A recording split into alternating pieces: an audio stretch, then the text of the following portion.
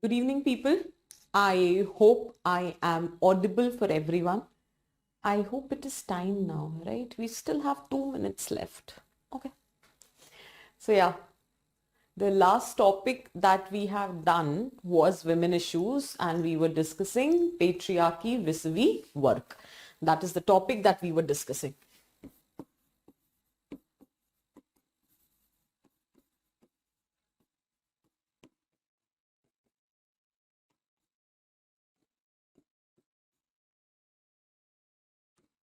Within this, we have discussed the statistics. We have discussed the sectors, issues. One of the last issue that we were discussing was the unpaid work, which is largely done by females. Okay. So largely we have done this. I exactly don't remember whether we have discussed the questions or not with respect to work. As in, did we discuss that in the context of recent global gender gap report, discuss the factors responsible for decline in female participation in the labor market? I am not very sure whether I have discussed this question, as in I have given this question in the class or not. In case I have given, good enough. I'm assuming that you guys have tried that question. In case I haven't given, so this is one of the questions that in the backdrop of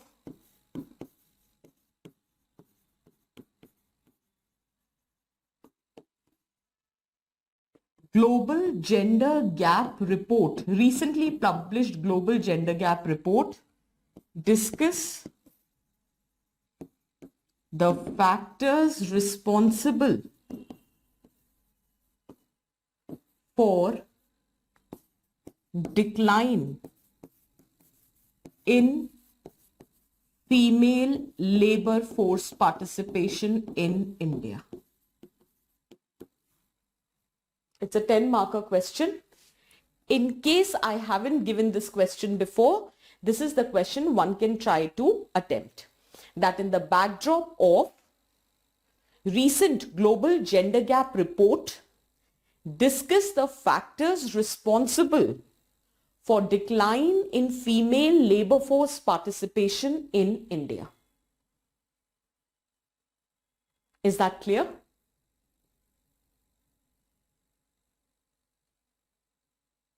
Okay.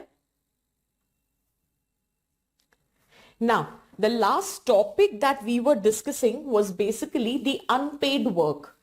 And I guess one of us, while concluding the class, the last point that we were supposed to discuss is that with respect to unpaid work, or in general, what is supposed to be done.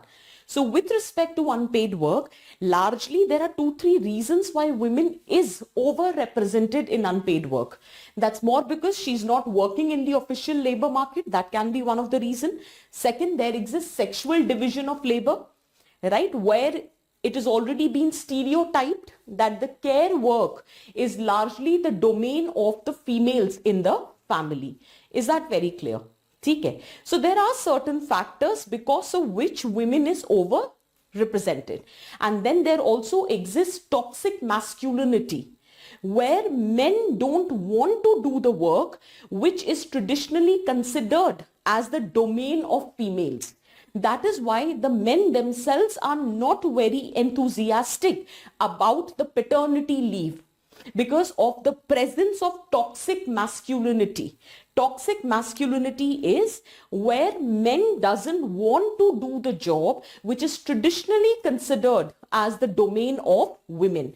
So because of these certain factors, there is overrepresentation or concentration of women in the unpaid work, whether it is related to household maintenances or it is related to care work. So in that context, the debate was whether we should monetize it or we should not monetize it.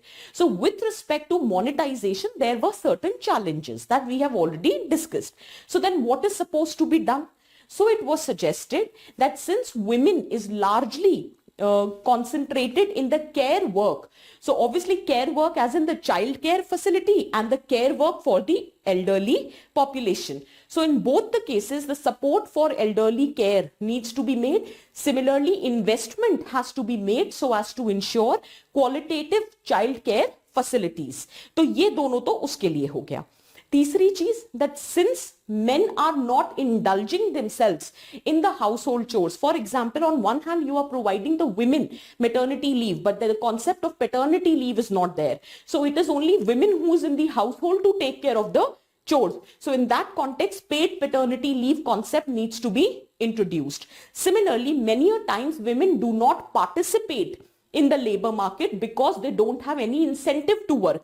We have already discussed, right? You being ridiculed, then there is, patriarchy at workplace, hostile work environment is there, then, the work incentives are not there. So in order to address that issue, suggestion can be given. For example, family-friendly work environment, or improve the work incentives, or non-discriminatory practices to be promoted at workplace. Vis-a-vis pay, vis-a-vis career progression. This is nothing but wage gap and glass ceiling. So these are few of the suggestions which can be given.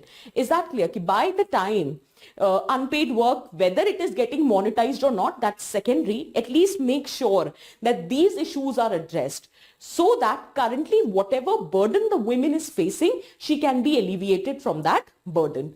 Is that very clear for everyone out there? Is it making sense for everyone?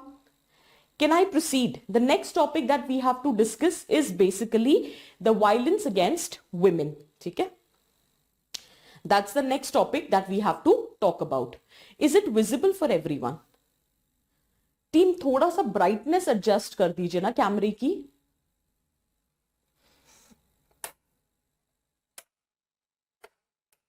Just adjust the brightness of the camera, the technical team, so that it is visible for the students out there.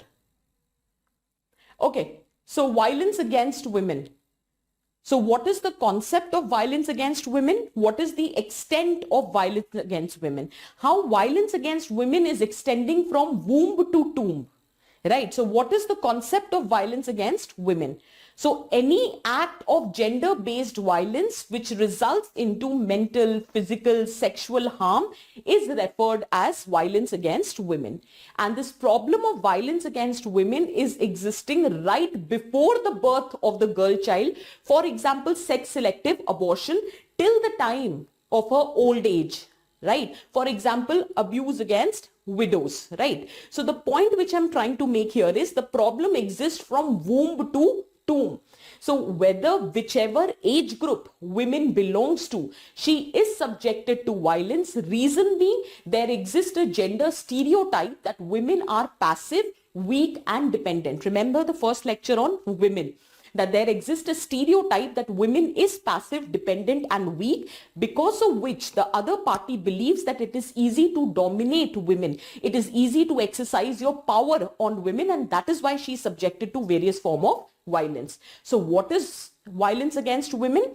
Any act of gender-based violence which results into physical, sexual or mental harm is defined as violence against women.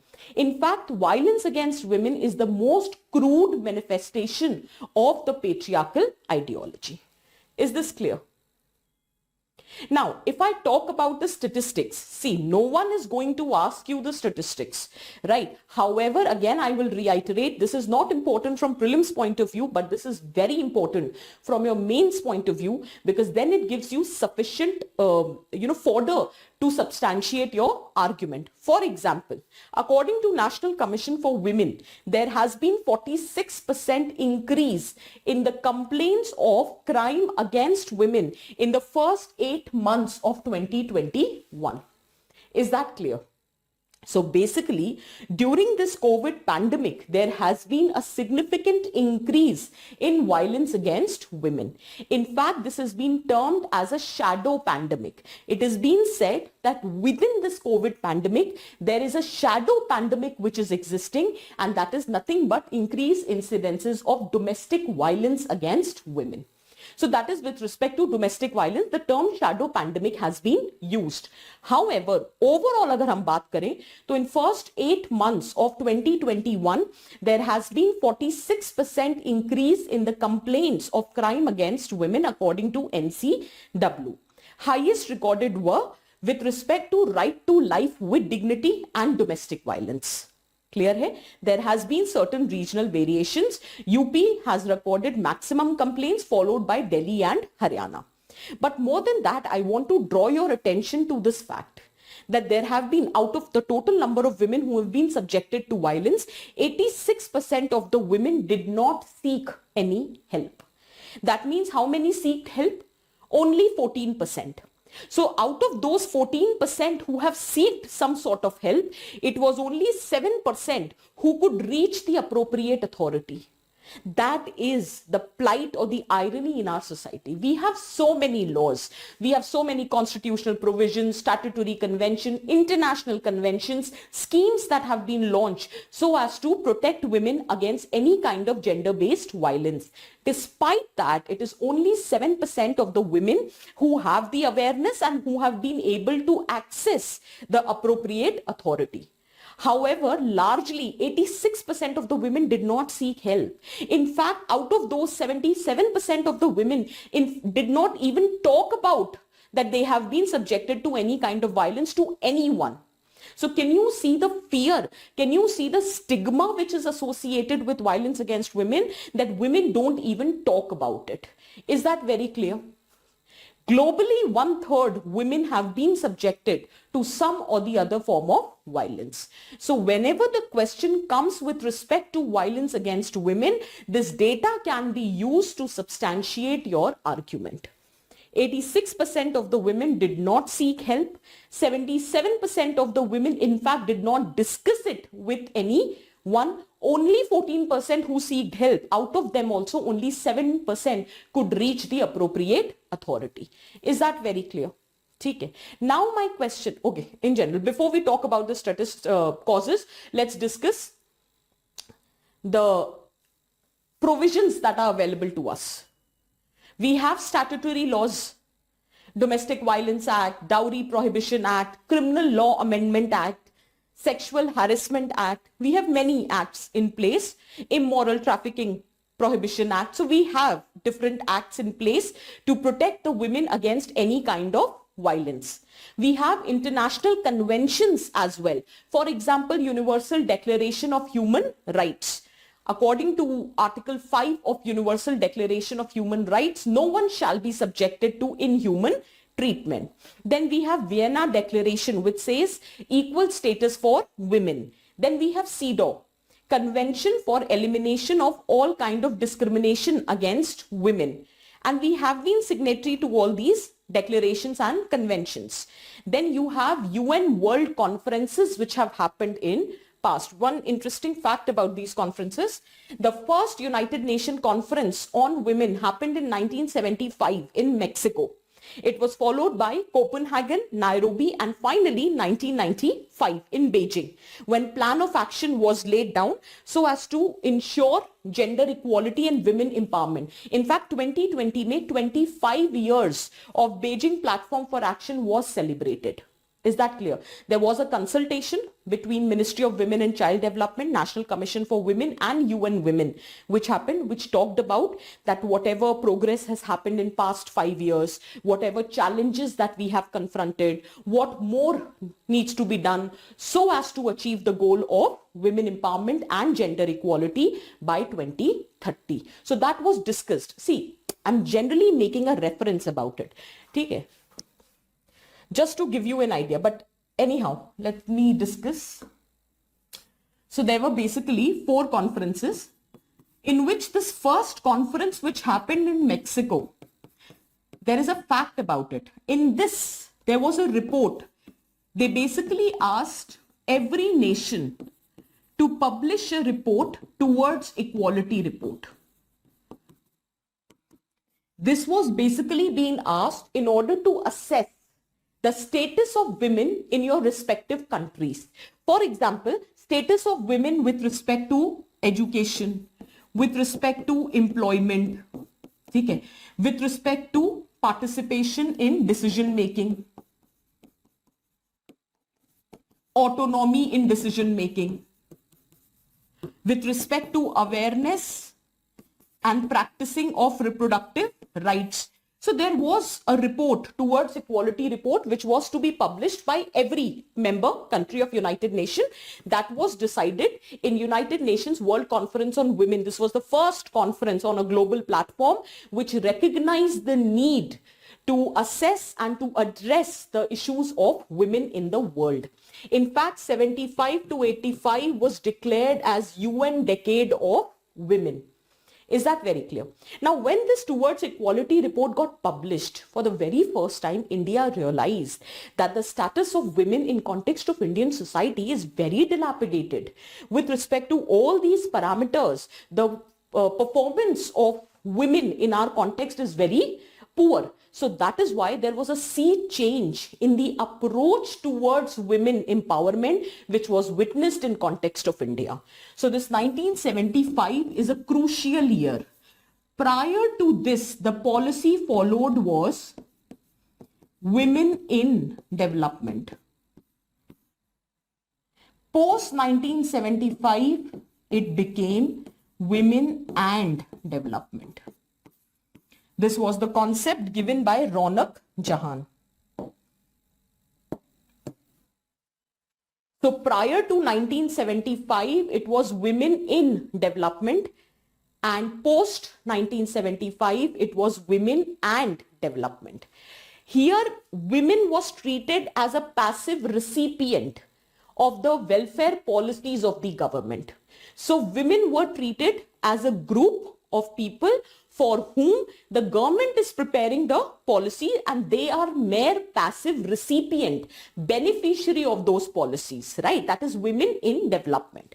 However, there was a sea change in the approach which was adopted. Post 1975, the approach adopted came to be known as women and development. That is, women no longer would remain a passive recipient. Women would transform into an active participant in the governance process. So whichever issues related to women, women is actively going to participate. She is going to provide the leadership. She would be actively engaged in all layers or on levels of policy making. So whether it is policy making, policy implementation, evaluation, women would be an active participant rather than a passive beneficiary. Is this clear for everyone?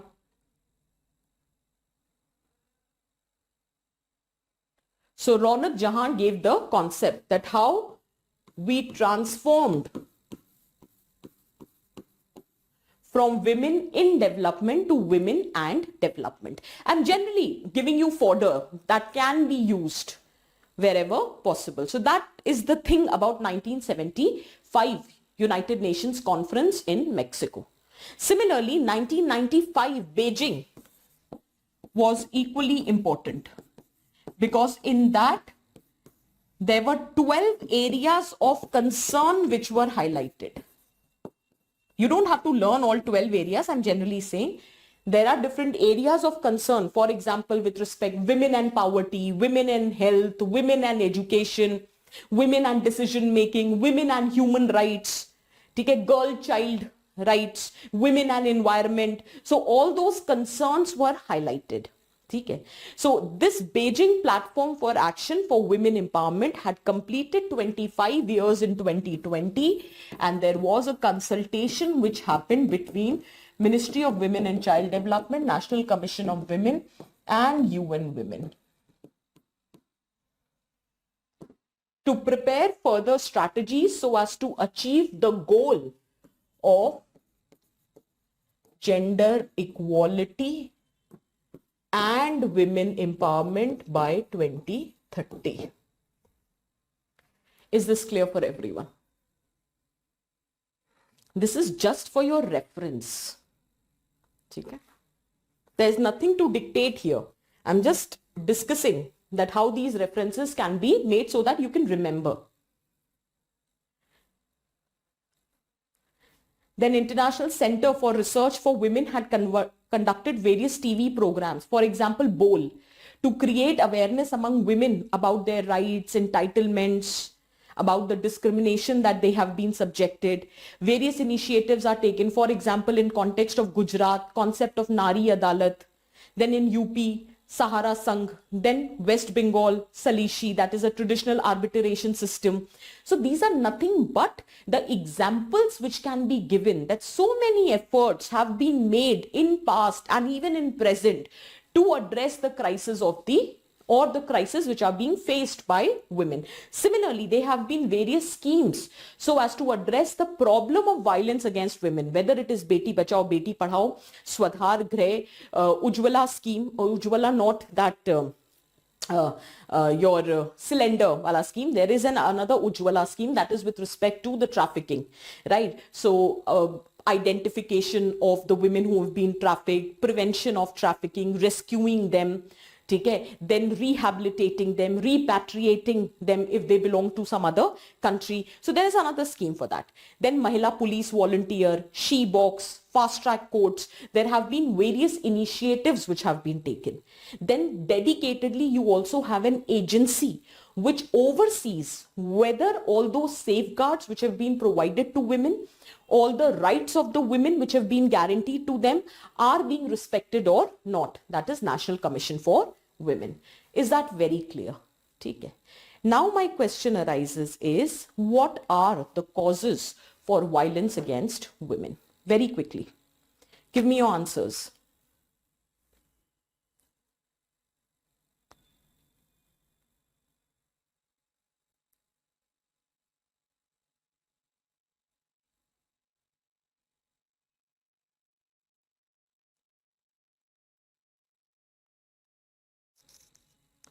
Give me your answers. I need some good points why violence against women is existing. And don't give me patriarchy per se. Give me some other points.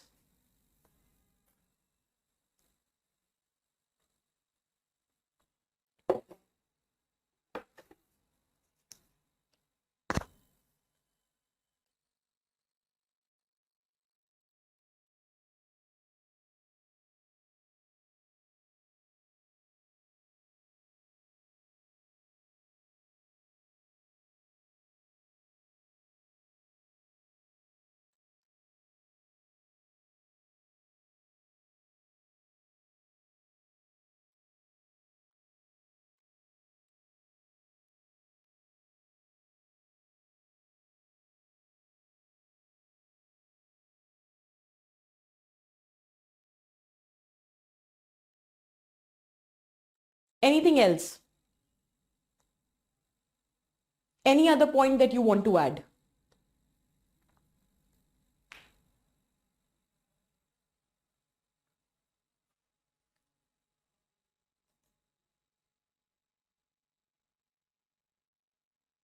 Lack of education. They are dependent. Or kuch. They are not aware about their rights. Fine, I'll take the point. Anything else?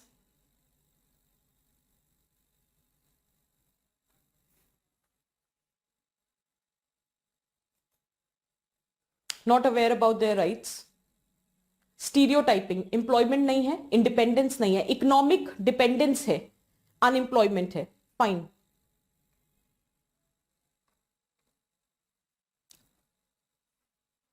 Different process of socialization है, objectification है, commodification है.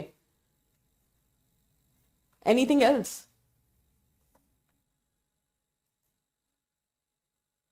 Absolutely different process of socialization hai. So they have been conditioned like that. Institutional weaknesses hai. You don't have proper laws. Even if you have stringent laws, the laws are not properly implemented. There exists lack of gender sensitive attitude among the stakeholders. Stigmatization hai. People fear reporting the incidences of violence. Absolutely. Commodification of women. What are the causes of violence against women? First and foremost, patriarchy no longer is an ideology. There exists institutionalization of patriarchy. Fine, the points that you're writing is absolutely correct. I was looking for more comprehensive answers, but even then, whatever points you've written is absolutely fine. ठीक है?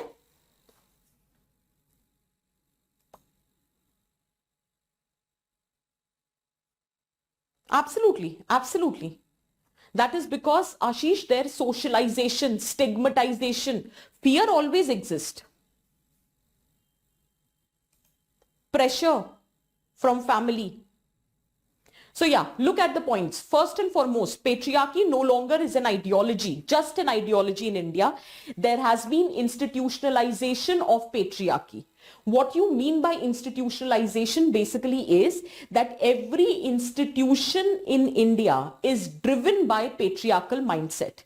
For example, family, for example, education, for example, religion, for example, caste, for example, media, for example, your legislature, parliament, judiciary, everywhere in every institution, there exists a mindset which is driven by patriarchal values. So there is institutionalization of patriarchy. Is that clear? One thing.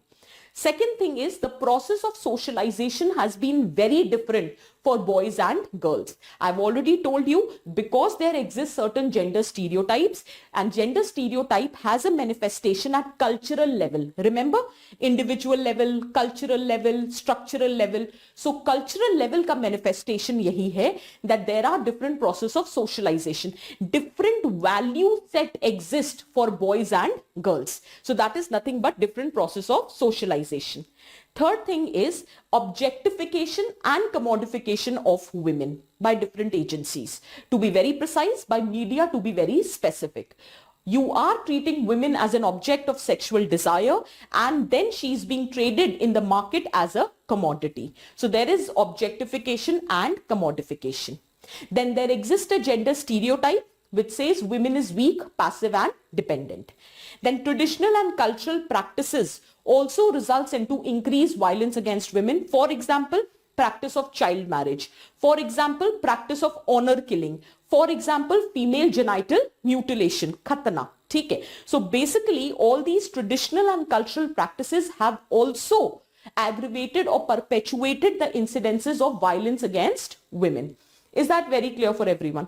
Then economic dependence of women is also one of the factor. Why in majority of the cases with respect to domestic violence, women do not report the cases. Why? Because they are economically dependent. They do not have any other alternative. And that is why they prefer to bear that incidences of violence. Is that clear? Okay. So you can write economic dependence of women. Bracket mein specifically domestic violence. Specifically, let us say, sexual harassment at workplace also, because you do not have the confidence that, in case from this particular workplace, you've been asked to resign or to remove, in case you report the case of sexual harassment, then your economic independence would be taken away. So all these factors also results into increased incidences of violence. Then internalization of patriarchal norms both by men and women. In fact, there is a index, Gender Social Norm Index, published by UNDP. Okay. So it was being surveyed, and 80 countries were surveyed by this UNDP, Gender Social Norm Index. It found 90% of men and women, I'm talking about both men and women, they have biased attitude against women. So there is internalization of patriarchy by both men and women. It's not only men who are practicing patriarchy. In fact, it is being perpetuated more by women. Is that clear? So 90% of the men and women across 80 countries have biased attitude against women, according to Gender Social Norm Index of UNDP. Is this very clear? Then situational factors. I'm giving you a very comprehensive answer. बहुत मेहनत से बना है. Please try to address this and try to focus here, because कहीं पे भी आपको एक जगह सारे points नहीं मिलेंगे. And women is favorite topic of UPSC. You will be getting questions. So situational factors, alcoholism, drug abuse, there is increased likelihood of violence. in case of alcoholism and drug abuse. So these are situational factors. If a person is resorting to alcoholism or drug abuse, it's a situational factor, circumstantial factor, which further aggravates the possibility of violence against women. Because alcoholism, drug abuse, it reduces your ability to discriminate between right and wrong. It makes you delusional. So that is the problem. Then women with higher economic status, they also are at risk of violence. Why? Because their economic independence, their autonomy in decision making, their improvement in social status is a direct threat to the hegemony of the males in the society. So in fact, the educated women, economically independent women is equally vulnerable to violence as against the other counterparts. Is that very clear? Okay. Then in context of nuclear families, actually this point is very specific to domestic violence also. In context of nuclear family, there is lack of social support system. There is increased incidences of stress. Capitalistic society है, pressure of performance है, बहुत ज्यादा competition है, ठीक है. सो क्योंकि patriarchal mindset है, women is treated as a cushion against whom you can vent out your frustration. So in nuclear families also the incidences of violence is very high. Is that clear? Then largely it is the institutional weakness, lack of stringent laws, lack of proper implementation of laws, lack of gender sensitive attitude of various stakeholders, and most importantly, lack of certainty with respect to these laws. Is that clear?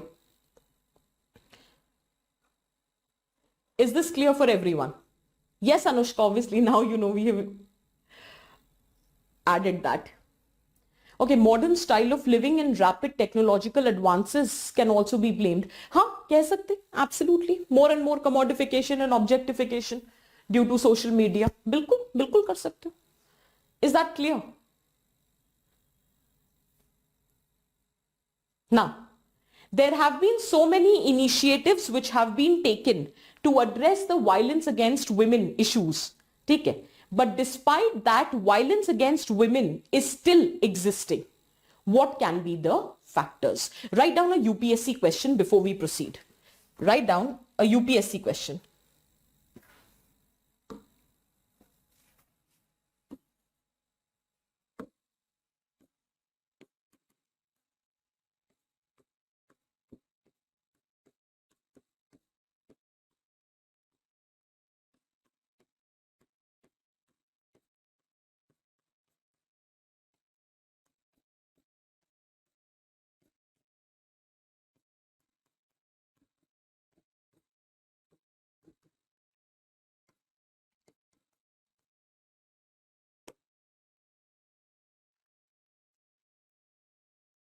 This is UPSC question, 10 marker question.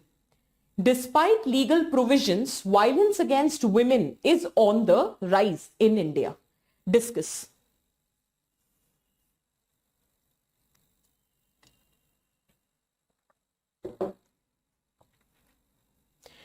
Can you identify the reasons that why despite violence against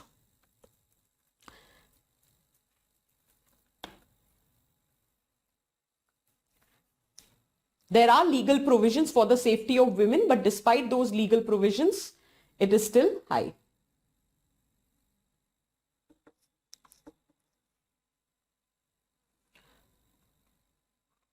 Shivam, obviously it is the government, it is the entire setup which needs to be held accountable.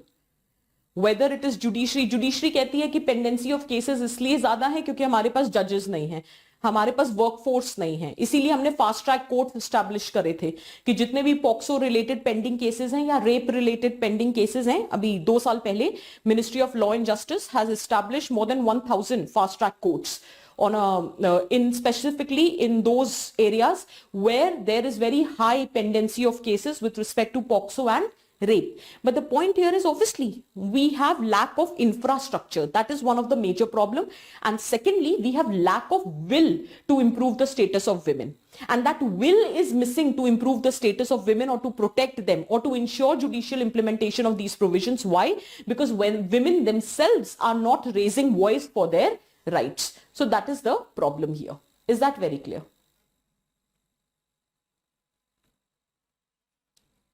Now, despite legal provisions, violence against women is on the rise. It was a 10-marker question which UPSC asked. Now, we have already discussed these were the provisions which were there for women, whether it is Domestic Violence Act, whether Dowry Prohibition, Sexual Harassment, Immoral Trafficking Prohibition Act, or Criminal Law Amendment Act. Despite these legal provisions, violence against women is on the rise. This is the reason why violence against women is on the rise. Just look at the points, and if you don't understand any point, please let me know. First and foremost, poor conviction rate. There is lack of certainty that an individual would be punished. Remember when we were discussing caste, I told you it is not the severity of the law, it is the certainty of the law which acts as a deterrent factor. So poor conviction rate acts as a means to ensure lack of deterrence, because the person knows that he would not be punished for the offense that they have committed. Is that very clear? Second, the justice system needs to undergo a reform, because there is so much delay in judicial proceedings that we all know justice delayed is nothing but justice denied. So that is another set of problem which needs to be addressed. Most importantly, despite these laws, violence against women is on the rise because women themselves do not approach the appropriate authority because they don't have the awareness about it. Remember the data? Only 7% of the women were able to reach the appropriate authority. Then there is a fear of stigmatization since women is associated with the prestige of the family. So there is always a fear, kalank lag jayega, if women would be open about the fact that she has been harassed, molested. Is that very clear? Chastity of women is considered as a sign of purity. So obviously nobody wants that stigma to be associated with the women. So because of that fear of stigmatization, there is lack of reporting. Is that clear? Then most importantly, why I think kisne to pucha abhi that you have so many laws, but those laws are only good on paper. They have not been implemented. The reason being those laws are not focusing on the attitudinal change, right? Law cannot work in silos. It has to be accompanied with adequate change in the attitude. Remember last class, caste wali class, I gave you a statement of Andre Bete that law determines the direction in which society should move. But actually it is the culture which determines the direction in which society actually moves. So any amount of law in the absence of attitude would not give you the desired result. Is that clear? Most importantly, even the law enforcement agencies have gender biased attitude. So again, on the similar lines as that of the problem faced by SC/ST people, they don't want to go through this rigorous process of, filing a complaint, then, for hearing, appeal, because at every stage, women again has been discriminated. So there is a fear. So that is why, because of this gender biased attitude also, they don't want to report the cases. Then there is corruption of value system. The state has failed to provide adequate infrastructure. You do not have gender segregated data. Jab data is the new oil, this you will be hearing every now and then in our lectures, that data is very concrete input so as to ensure proper policy making and implementation. Jab tak data nahi hoga, how would you get to know whether your policies have been efficient or not? If you don't know your policies are efficient, you would not be able to identify the loopholes, you would not be able to plug in the loopholes. So it is very important to have proper data. There is lack of reporting or underreporting due to known accused. In many of the cases, the violence has been committed by a known person so as to maintain the integrity of the family, right? So as to maintain the integrity of the community, women is being forced not to report the case. Is that very clear? Then obviously improper implementation. Then what is this broken window theory? Let me just explain. Broken window theory says, listen carefully, it's a psychological thing. If for a petty crime, for a small crime, at an early stage, you are not being reprimanded. Reprimanded as in you've not been punished, you've not been held accountable. Then the probability of committing heinous offense in the later stage is very high. Is that very clear? Is it making sense? So it says that if for a petty crime at an early stage, you are not being reprimanded, then the probability, लिख लो ये चीज, broken window theory के लिए, you might use it somewhere. हम इसे use कर सकते हैं juvenile delinquency में. There it would be very perfectly fit there, juvenile delinquency, the crime committed by children. So if for petty crime at an early stage, for petty crime at an early stage, you are not reprimanded,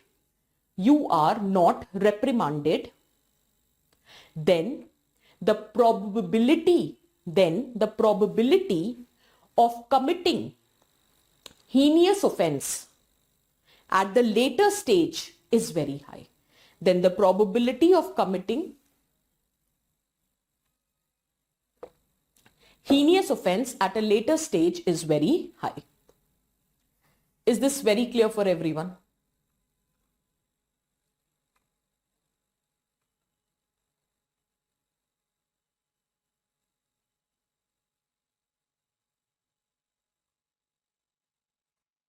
Okay, we have some points. Let me just go through the points. Very less women in the system. Male are generally having patriarchal. हाँ ठीक है, perfect Aditya. Snigdha ठीक है.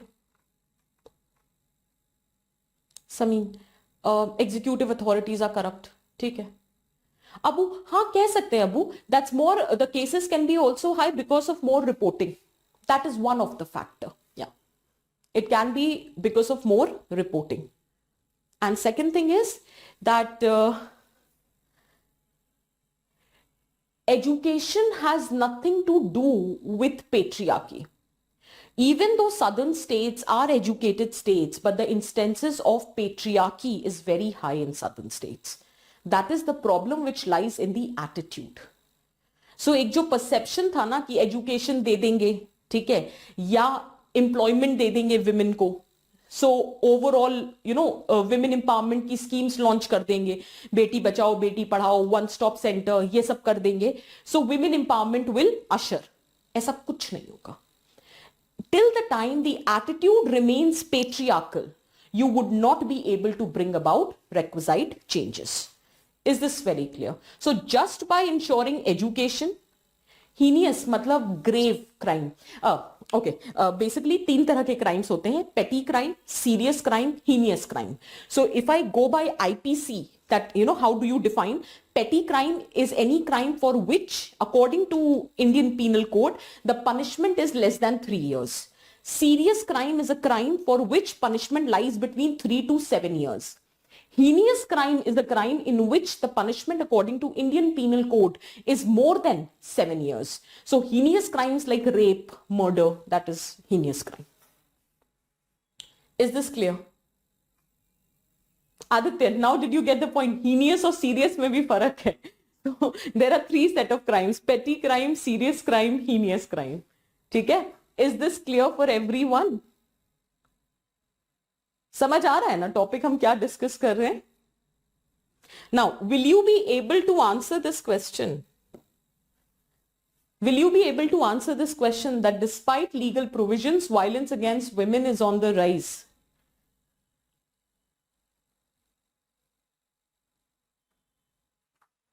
It's a UPSC question. You start with the introduction, where you provide the statistics with respect to increase violence against women. Then you talk about the legal provisions to address the violence. Then despite these provisions, it is still increasing. What are the reasons? This become the body. And in conclusion, you will suggest few measures. What needs to be done in order to address the crisis?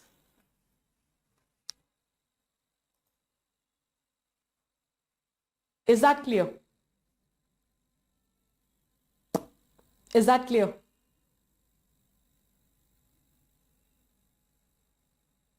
Can we proceed?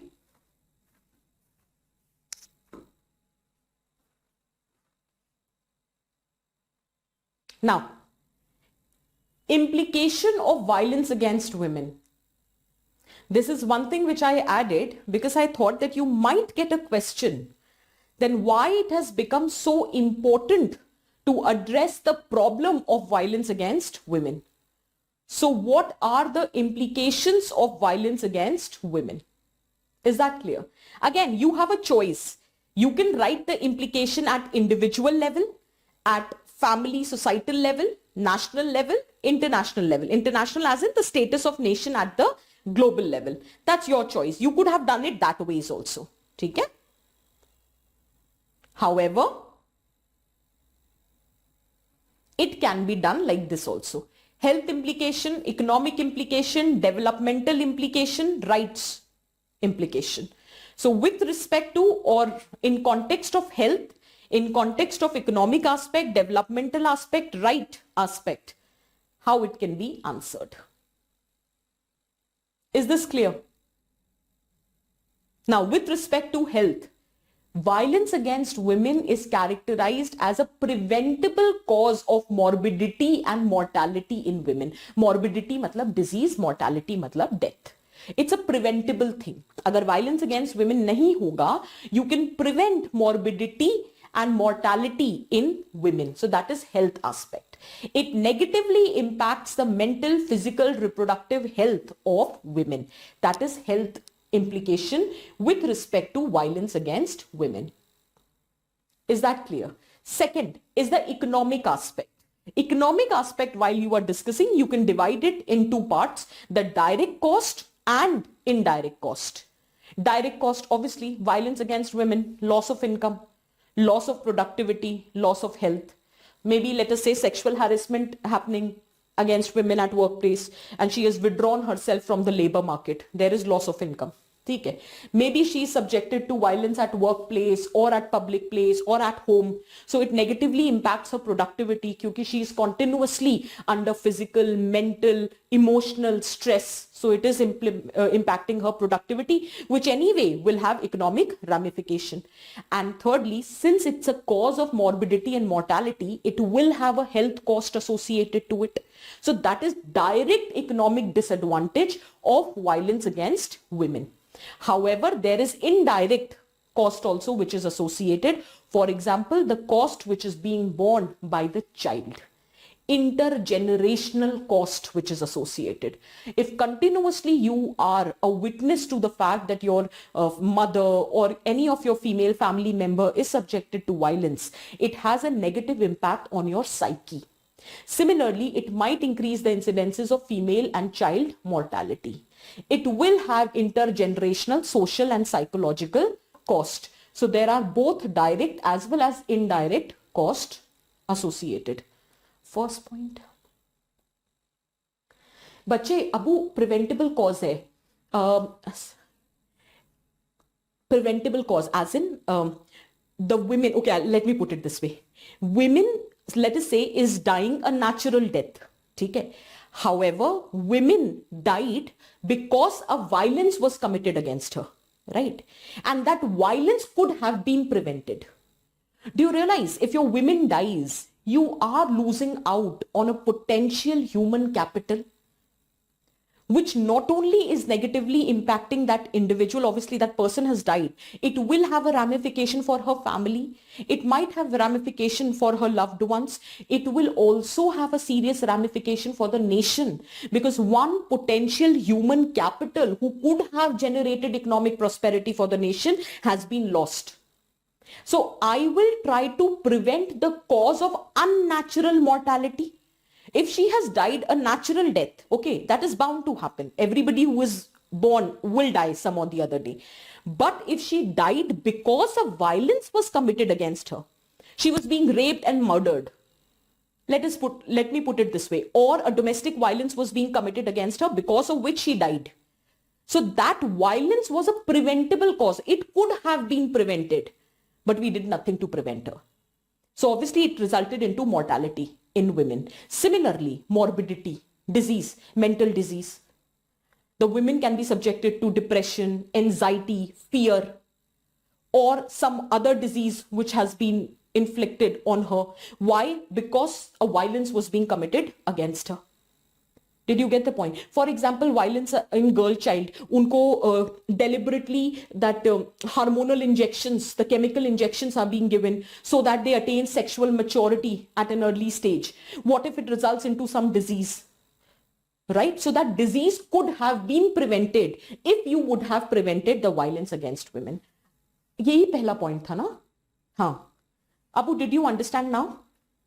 So it's a preventable cause, a cause of morbidity and mortality in women, which could have been prevented due to proactive intervention of different stakeholders, whether family, whether NGOs, whether government, whether administration, whether judiciary, whatsoever, whether women herself. Is this very clear?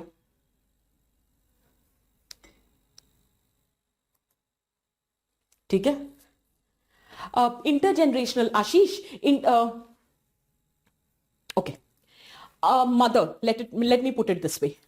A mother has been, who is a wife to someone, is being domestically abused, okay, constantly.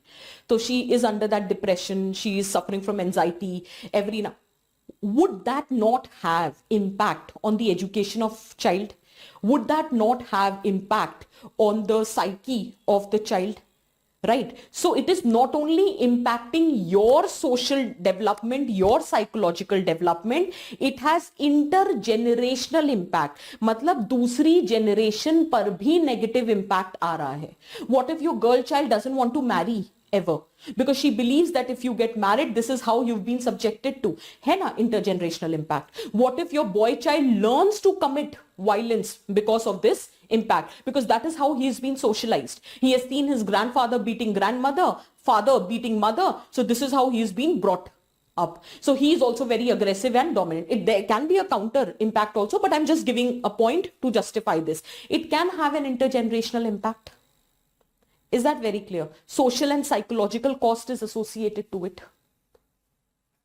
Weak personality, meek personality.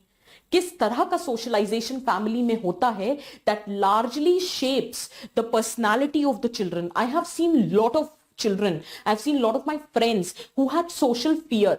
They were not confident about putting across their viewpoints, even though I should actually thank my parents for that right from the childhood, whether I was confident about my viewpoints or not, but I never shied away from reflecting them for, openly, explicitly letting others know about my viewpoint. If I was wrong, I was being corrected by my teachers, my family members, that is all. But I never shied away because that is how I've been brought up.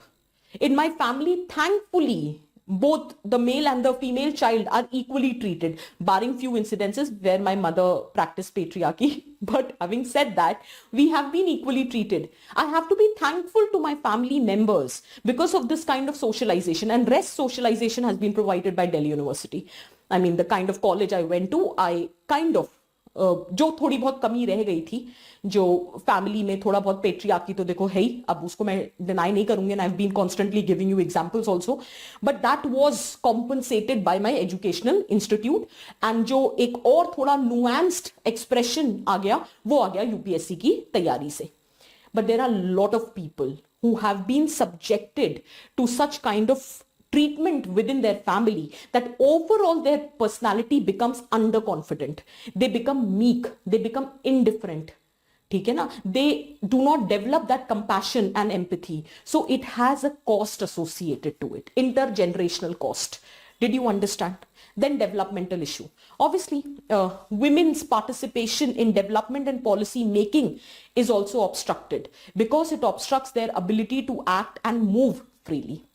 आप participation तो तब करोगे ना policy making और development में जब आप में वो फियर नहीं होगा. You can access any place, you can move freely. आज विमेन सरपंच तो बना देते हैं because you have a reservation, but women sarpanch doesn't have a confidence to act freely because she never know when she would be reprimanded. She doesn't have the confidence to bring about social change because she never know when she would be abused.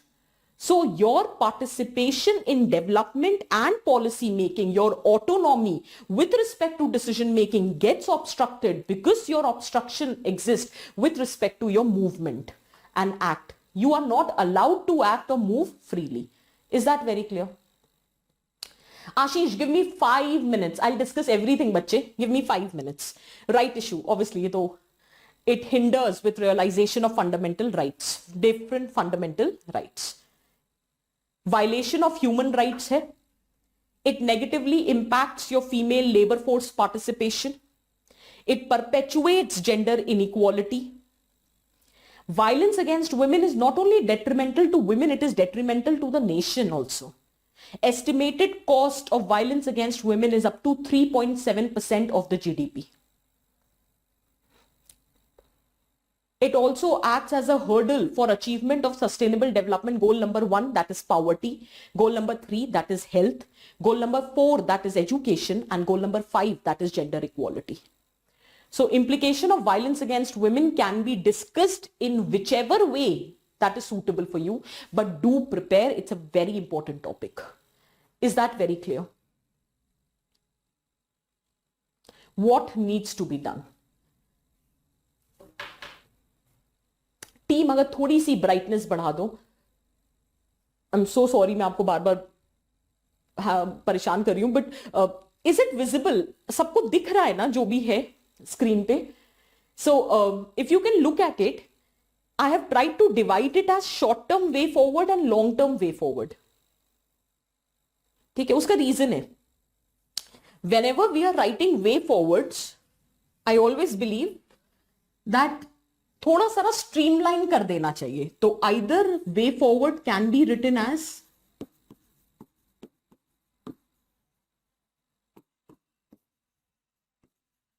short-term and long term. That's one way. Or you can also write way forward as infrastructural way forward. क्या infrastructure create करें? How to ensure proper implementation.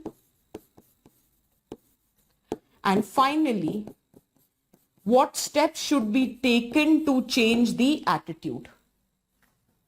So there are different ways. Socio-political economic तो है ही, वो तो हमेशा से रहेगा. That's one way of doing it. ठीक है ना? So way forward can be short term, long term, or it can be infrastructural, implementational, attitudinal, or it can be social, political, economic, cultural, whatsoever it is. जैसे लिखना चाहो. ठीक है, मुझे ऐसा लगता है this is my favourite way of writing. Largely मैं इस तरह से लिखती हूँ. उसके 2 रीजंस हैं कि अगर केस स्टडी भी आ गई, that if you are a district magistrate who has been posted in so and so area where there has been increased incidences of violence against women, what would be the immediate steps that can be taken? So you should know what short-term steps can be taken. इसलिए this kind of is my personal favorite. बाकी आप कुछ भी लिख सकते हो. As long as it is contextually correct and relevant, you can write anything. Short-term way forward, strict enforcement of laws, quick disposal of cases through fast-track courts. Clear है? Strict patrolling or vigilance at night specifically. वैसे तो दिन में भी, but strict patrolling and vigilance specifically at night. training of women in self-defense, promote the concept of community policing and mohalla committees. Community policing ka matlab, let us say the police administration of your area would cooperate or coordinate with few locals in that area. So that is, community is participating or is supporting in better policing of that area. So that is community policing. मोहल्ला committee क्या होती है? जैसे resident welfare associations नहीं होते हैं, तो अपने मोहल्ले में एक कमेटी बना ली मोहल्ले के लोगों से ही. इसमें ऑफिशियल एडमिनिस्ट्रेशन का कोई लेना देना नहीं होता. You have created your own committees, neighbourhood committee भी कहते हैं, and it is also known as mohalla committee, because पड़ोसी knows the best what is happening in your place. कितना दहेज आया, व्हाट इज डोमेस्टिक वायलेंस और to what extent it is happening, everything a पड़ोसी knows it very well. So mohalla committee, right? Then regulation of public transport, emergency button, GPS system, all of that. Setting up of helplines and mobile apps. Social innovations, matlab few innovative measures. For example, one-stop center, महिला police volunteer, ये OSC मतलब one stop centre, MPV मतलब महिला police volunteer, all महिला police station etcetera. आप और भी points डाल सकते हो. अगर आपको कोई और इनोवेटिव मेजर समझ आए आप वो लिख देना. Create redressal mechanism with respect to cyber violence. Mechanism to protect the privacy and the dignity of the victim. Use of technology to create gender friendly infrastructure and space. Is that clear? CCTV cameras install कर देना, ठीक है, या grievance redressal system या कोई emergency point create कर देना. जैसे during this Covid pandemic United nation ने रिकमेंडेशन दिया था दैट ये जो फार्मेसीज होते हैं, ग्रोसरी स्टोर होते हैं, इसमें इमरजेंसी बटन या इमरजेंसी मैकेनिज्म होना चाहिए, so as to protect the women from domestic violence. भाई घर में बंद थी, इंसिडेंसेस ऑफ डोमेस्टिक वायलेंस बढ़ गए थे, but at least they were allowed to go to pharmacy, or they might take permission to go to pharmacy or grocery shopping for the family, where they can, press that button and everything, and emergency notification can be provided to National Commission for Women or the State Commission, and they can work for their welfare. Help can be reached to them. So basically, use of technology to create gender-friendly infrastructure. Is that clear? Then, long-term way forward. Long-term. आज या कल में नहीं होने वाला है. It will take time. Moral overhauling of society. Value-based education without any gender coloration. Gender sensitization of all stakeholders. Destigmatization of violence against women. ये जो purity pollution का concept है, बस बहुत हो गया. Now it needs to be done away with. So destigmatization of violence against women. Create awareness among women. ये मैंने लॉन्ग टर्म में इसलिए डाला है कि रातों रात अवेयरनेस नहीं आ जाती. आप शॉर्ट टर्म में भी डाल सकते थे, but I think awareness generation has to be done as a continued process over a period of time. So awareness generation among women through various interventions. For example, social media outreach, charismatic personalities lending their voice to the problem of violence against women. Street plays.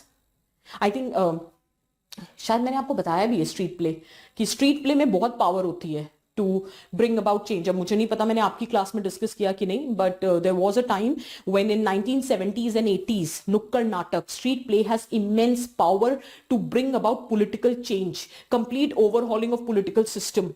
There was a very infamous incident in context of Bihar. These street plays के through इतनी awareness generation होती थी that many a times the government which was in power was toppled.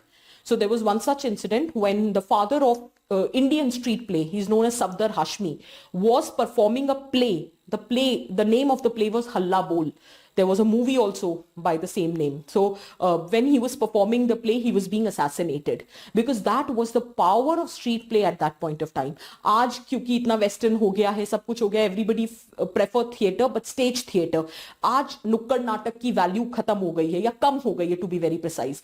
लेकिन rural setup में and people who are unable to read, write, for them, these Nukkad Nataks have lot of potential to bring about change in their psyche. And not only these people who cannot read and write, this is my personal experience of Delhi University. Thankfully, they still encourage street play.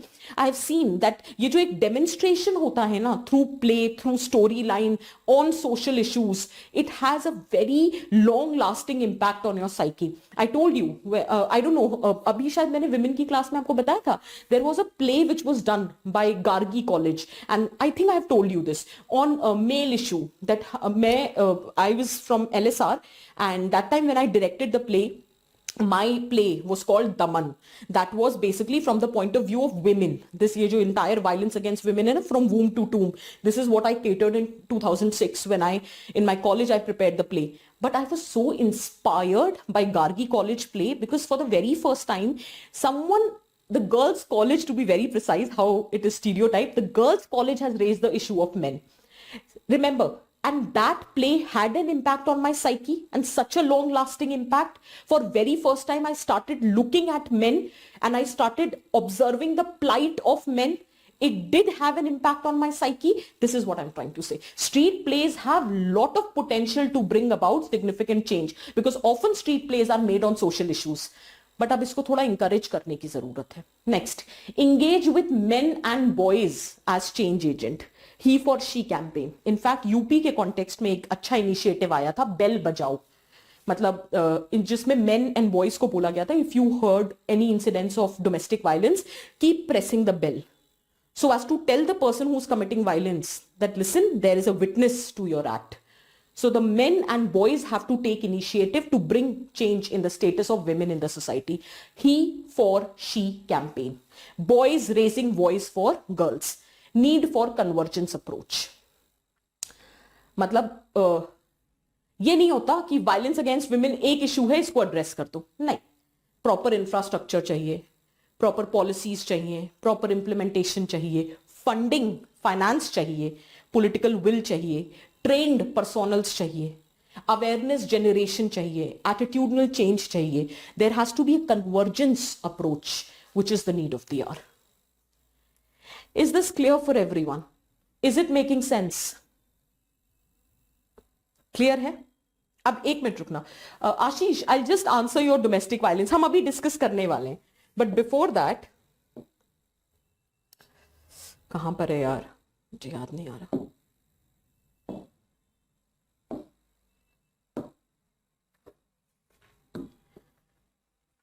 इस बार का question था UPSC में. Read the question. Though women in post-independent India have excelled in various fields, the social attitude towards women and their movement has been patriarchal. So apart from women education and women empowerment schemes, what intervention can help changing this setup?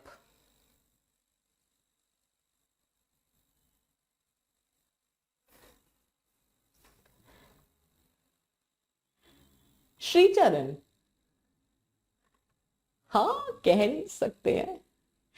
Actually इतना सोच के मैंने डाला नहीं था Shricharan. I actually with respect to the time which is required, I understood your point, but my concern was more that which goals can be achieved on an early basis, as in within a span of a year or two. The goals can be achieved, can be put under short term, and the goals for which a long time is required, 5, 10, 15, in fact generation, so that would be put under long term. That is what I meant.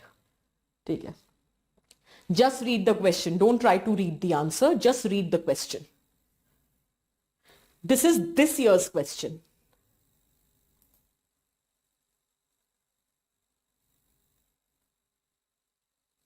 हाँ Aditya, absolutely, absolutely.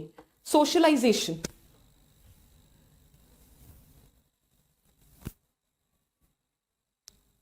One needs to be vocal about the reality.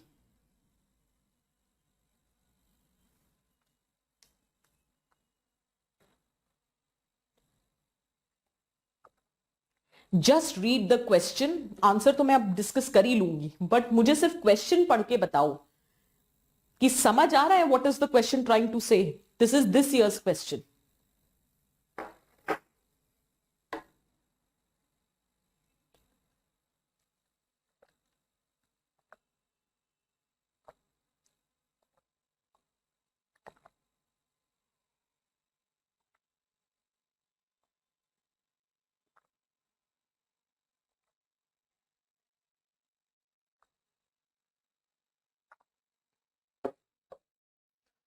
हाँ ना तो बोलो. Though women in post-independent India have excelled in various fields, the social attitude towards women and the movements have been patriarchal.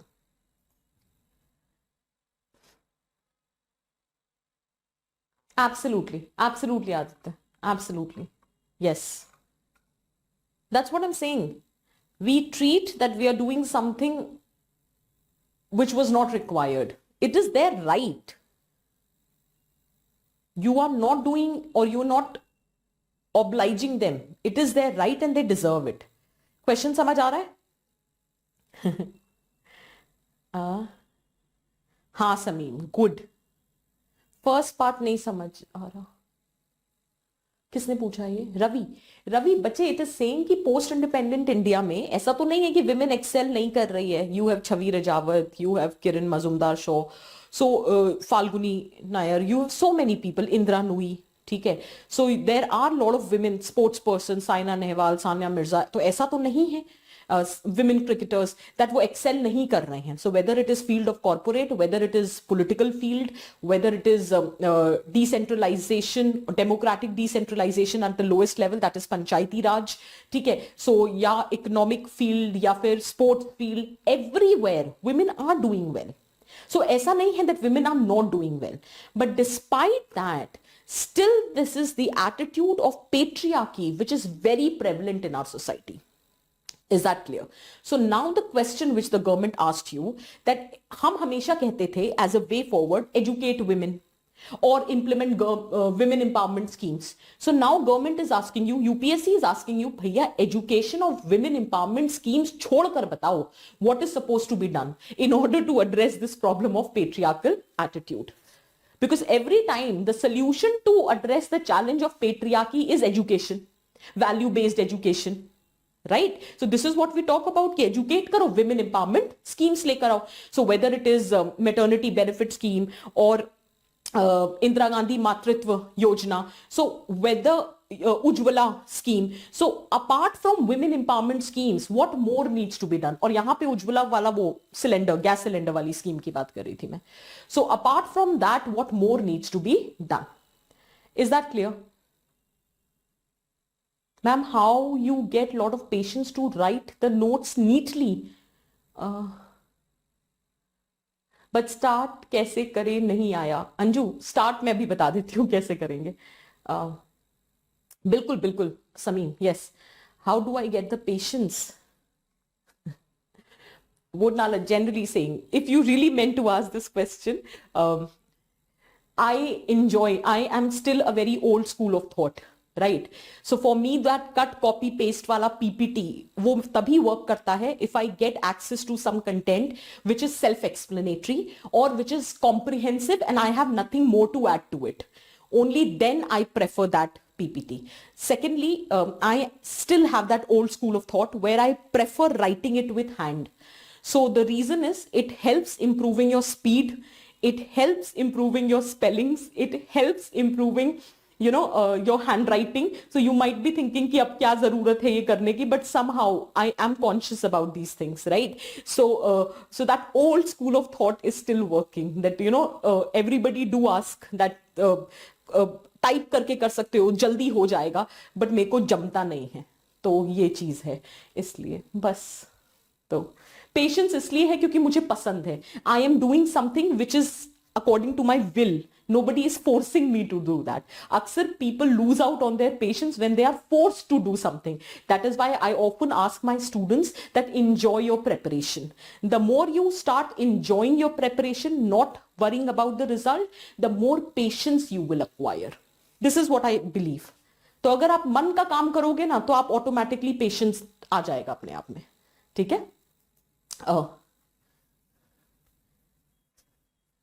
So can we start.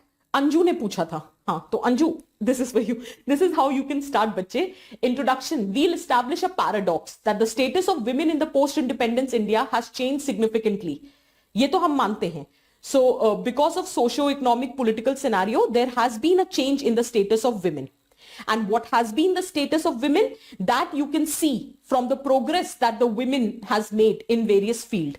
So I have tried to take example from different fields and just feel free to add any example to it. Okay. However, the main content is the second part, that what more interventions are required. So in the first part, if you can look at the question also, clearly in the question, there is a paradox only. So you have to establish that paradox, that the status of women has improved. And it has improved, which is quite visible or evident by the progress that women has made in various fields. And you can give example. However, it is ironical. I have to establish a paradox. So that was, Anju, the first part. I hope you understood. So whenever you see such questions where there is a paradox or something, especially women में हमेशा दिखेगा. तो आप इस तरह से शुरुआत कर सकते हो कि एक तरफ दिखाओ कि भाई इंप्रूवमेंट हो रहा है, बट दूसरी तरफ आयरॉनिकल देखो कि आज भी societal attitude continues to be patriarchal. और वो कहां देखने को मिलता है? सबरीमाला का इशू है. Violence against women is on the rise. Wage gap exist है. Decline in female labour force participation. Dual burden. Inadequate political representation. This is clearly the testimony of the fact that patriarchal attitude is very much entrenched in our system. Is that clear? Is it making sense? Right. Now, once you've written the introduction, time and again I've been trying to say, linking para is very important. See, I am not asking you ये सारी problems लिखना, क्योंकि obviously time crunch होता है. 10 या 15 number का question होता है. There is a time crunch. अगर आप 2-3 प्रॉब्लम्स भी हाईलाइट कर दोगे हो जाएगा. I have given you a comprehensive list of problems so as to ensure that you can relate to the question. Linking para का काम होता है to ensure smooth transition from the introduction to the body, and this helps you connecting your introduction to the main theme of the question. So despite government intervention with respect to women education and empowerment, बहुत सारी schemes launch करी हैं, women continues to have inferior status. So what further interventions are required? एक line में. और ये भी जरूरत नहीं है कि आप इतने सारे लिखो, आप 2-3 भी लिख देते तो चलता.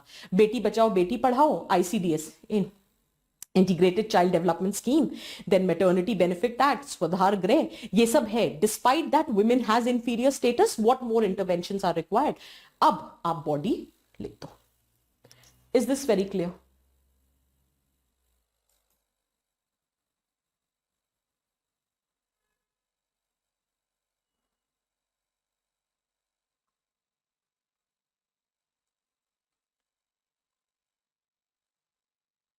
ठीक है.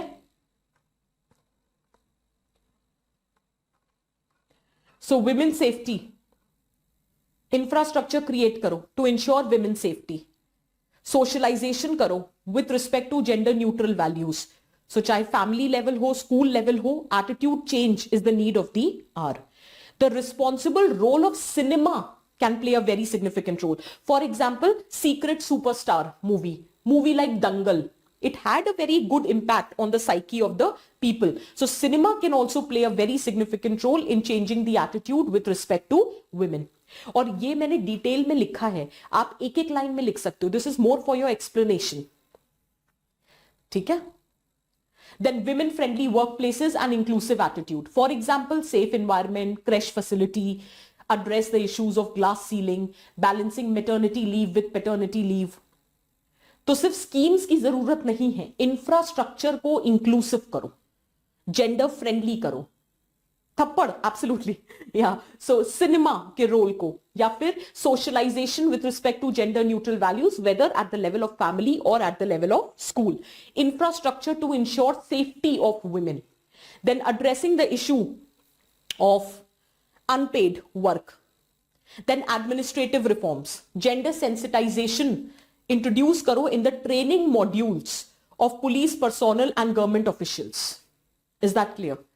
Gender sensitization in training modules of police personnel and government officials. Gender inclusion karo, especially in police force, matlab more representation of women in the police force. So administrative reforms. Reform in media, recognize करो women achievers को who can further act as role models. एक term है, I'll be using time and again, vicarious reinforcement. So I think I've used it before also. Vicarious reinforcement मतलब if for an act of yours you've been rewarded, right, and that has been publicly visualized, ठीक है, or promoted, propagated, so the tendency of a common man to replicate that behavior is very high. So if good people are awarded, we will have a tendency to replicate their behavior. हमारे यहाँ क्या होता है, किसी को भी पद्मश्री उठा के दे देते हैं. So the point here is कि पद्मश्री ना हो गया कि मतलब लो, you are a sycophant, you take Padmashri. You are another sycophant, you take Padmashri. Whereas on the other hand, people who are genuinely doing good work, they are not being rewarded. तो फिर कैसा vicarious enforcement होगा? आप भी sycophant ही बनोगे फिर? Did you get my point? So women achievers needs to be recognized publicly, who can further act as role models. Then role of NGOs, civil society, proactive participation of male in society to correct the gender biasness. Then reform in justice system, speed up the trials to act as a deterrent factor. Provide women with more leadership opportunities, greater political representation and participation of women. For example, passage of women reservation bill. And before that, political parties should come forward and issue tickets to the women candidates. And then you can conclude. Just one disclaimer. आप बोलोगे ma'am 10 number में इतना सब कैसे लिख सकते हैं? बिल्कुल नहीं लिख सकते. I don't expect you to write all these points. I expect you to write maximum 5 points. Right? 5 to 6 points. That's it. I have given you a comprehensive answer just to tell you that whatever we... अच्छा, एक भी ऐसा point है जो अभी तक हमने नहीं पढ़ा हो women issues में. Is there anything which is new which I've written? Everything has been discussed, right? All these points have been discussed somewhere or the other. That needs to be written. And finally, you can conclude that education and employment schemes might be necessary. However, they are not sufficient to ensure gender equality. Hence, a more comprehensive and a fundamental approach is required to make our women more empowered and effective contributor to the development of nation. Is this very clear?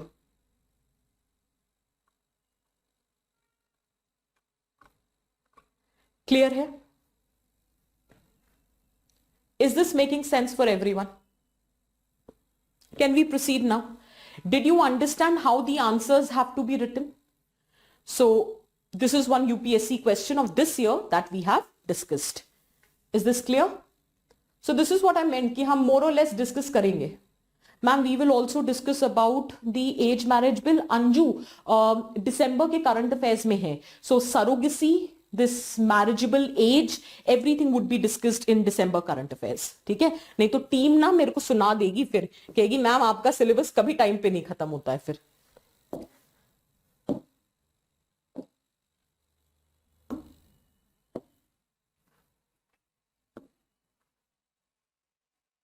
ठीक है?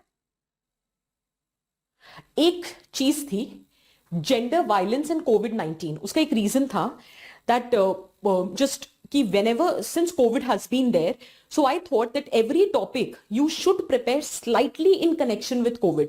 As I remember, हमने discuss किया था कि COVID-19 and poverty, we discussed that. और 2020 में question पूछ लिया यूपीएससी ने. Similarly, COVID-19 and health, ठीक है, COVID-19 and education. Right. So there is very large probability that you might get a question COVID-19 and or COVID pandemic and women or violence against women. So in that context also बहुत briefly हम सब discuss कर चुके हैं बहुत briefly. UN Women has called rise in gender violence as shadow pandemic. बस एक line याद करनी है आपको, ठीक है? There has been reported increase in domestic abuse cases as reported by NCW. In the beginning only I have given you the data. 46% rise in violence against women. Maximum violence has been reported under two heads: right to live life with dignity and domestic violence. Domestic violence has emerged as shadow pandemic. बस उतना. Causes same रहते हैं जो हम discuss कर चुके हैं. Now, domestic violence during pandemic, why it has increased? ठीक है, सो फॉर दैट ये सब हम कर चुके हैं. We have done overall causes. Domestic violence during covid, why it has increased. By with restricted mobility, women has become more vulnerable. vis-a-vis physical, sexual, emotional abuse. WHO says that any disaster, whenever happens, it disrupts the social and physical environment, which otherwise would have kept the act of violence at bay. बे पे रखना मतलब किनारे पे रखना. Is that very clear? ठीक है. Please little bit elaborate. किस Ayushi, what I need to elaborate? एक बार बता दो बच्चे. What am I supposed to elaborate? I'll elaborate it for you.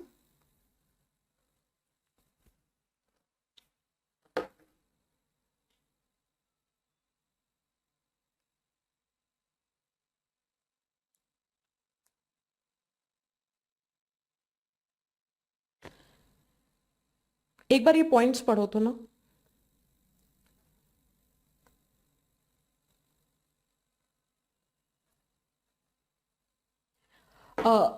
Ayushi से पहले Ayushi.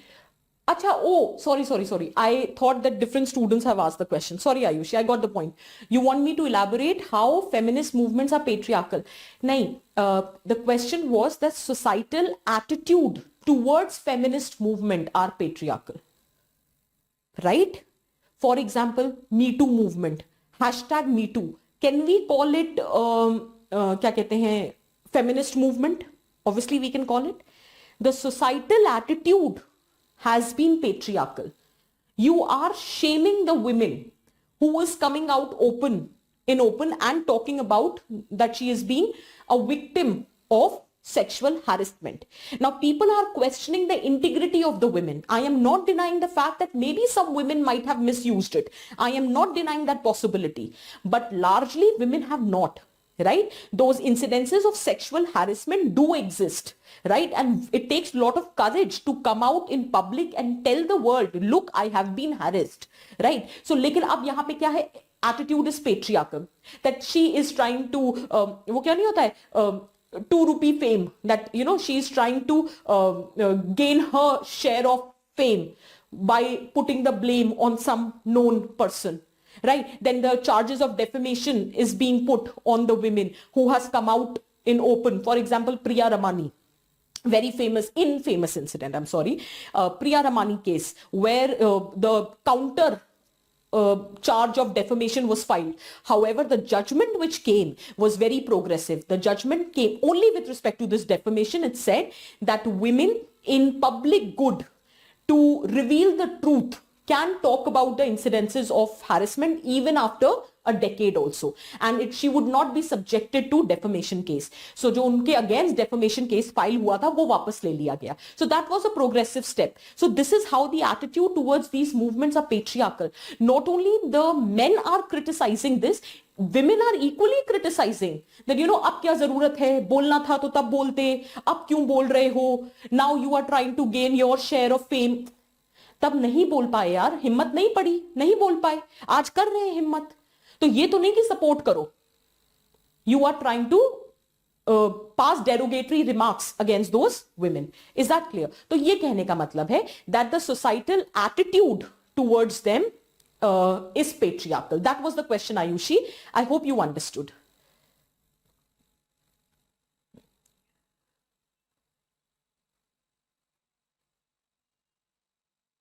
Abu, very valid question, bache. But the point here is, this is not with every woman, right? There is something called individual value system. Okay? And the problem is that everybody nowadays, the overall value system has become so corrupt that everybody looks for their only, to serve their only vested interest. Now you know that if you want to remain in power, okay, you have to play the same tune as that of the government. So that is what they are doing. So the problem lies with that individual. It has nothing to do with male, female. The problem lies with the individual value system. कि हम ही ने ऐसे लोगों को, it's our fault that you have voted for such people, the people who have come to power, and see how they've been working. In fact, it has nothing to do with male and female. I will give you one example to clarify this argument. If you remember, how would you remember? 1985 में जब Shah Bano incident हुआ था, that incident, everybody is aware about Shah Bano incident. Shah Bano के time पे she was demanding alimony, ठीक है, and Muslim marriages में alimony is not given, right, after a period of iddat. So obviously she filed the case in Supreme Court and the court gave the judgment in her favor, ठीक है. There was this one minister in Congress government that time and his name was Muhammad Arif Khan, ठीक है. So Muhammad Arif Khan was a male belonging to a Muslim community. And all the male orthodox class that time was going protesting against Supreme Court judgment. And everybody told Rajiv Gandhi that Muslims are your major vote bank. If you don't overturn the Supreme Court judgment, you will lose out on your Muslim vote bank. And he did the same. He overturned the judgment. However, Muhammad Arif Khan did not like that. He said, how can you overturn the judgment? I have advocated, I have supported Supreme Court judgment in Parliament and my own very party has overturned the judgment. I belong to same community. I know it is required for women empowerment. He was a male belonging to a Muslim community. He wanted to support the cause of women. However, when Rajiv Gandhi government overturned the judgment, Muhammad Arif Khan resigned. It is individuals' ethics. It is individuals' morality. So if few women are not standing by their morality or ethics, that does not mean that women should not be given the representation. The problem is we as a society, as a part of democratic setup, we should make sure that rather than voting for the party, vote for the candidate. Right? So party politics, it should come to an end. Whichever candidate you have in your area, because it is not one person who runs the government. There are 545 people who come together to run the government, right? So the point here is that you need to vote for the candidate. That individual candidate should have high morals. So the problem is not with women. The problem is how they are working. Is that clear? I hope we are clear on this. Can we proceed?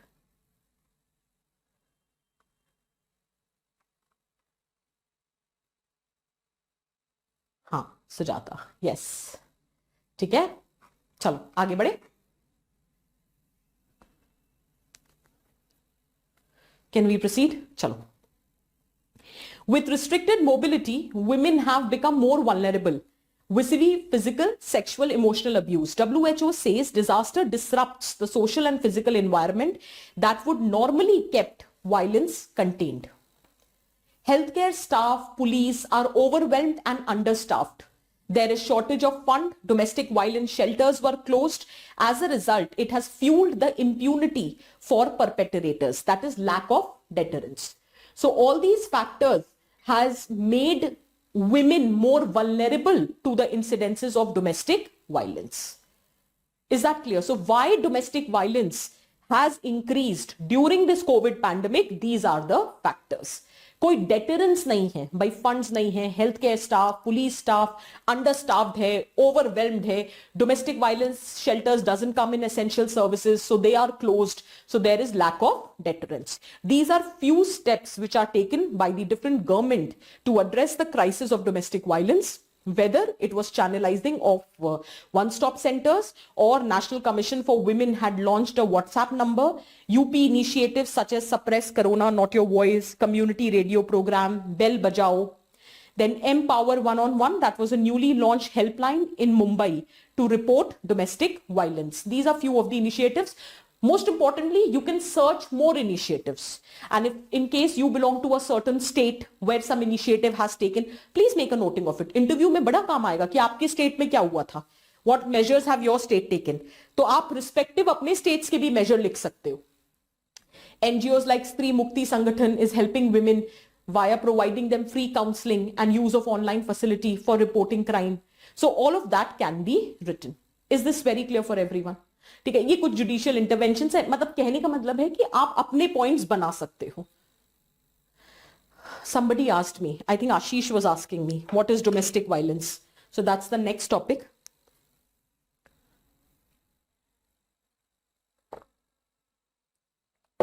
एक UPSC question और लिख लो यार, फिर I'll proceed. Write down the question.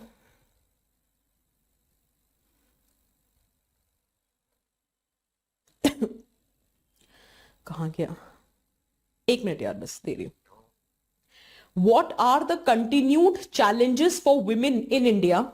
What are the continued challenges for women in India against time and space?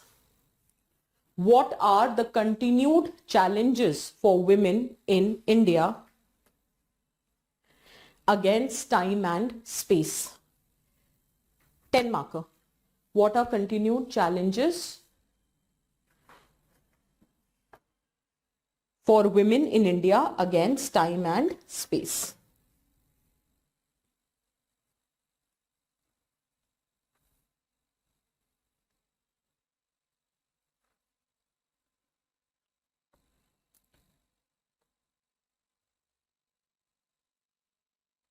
Can we proceed?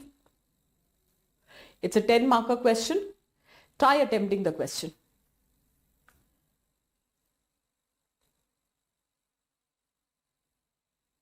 एक ऐसे topic लिखो तो, write down ऐसे टॉपिक, यूपीएससी ऐसे topic. Fulfillment of new women.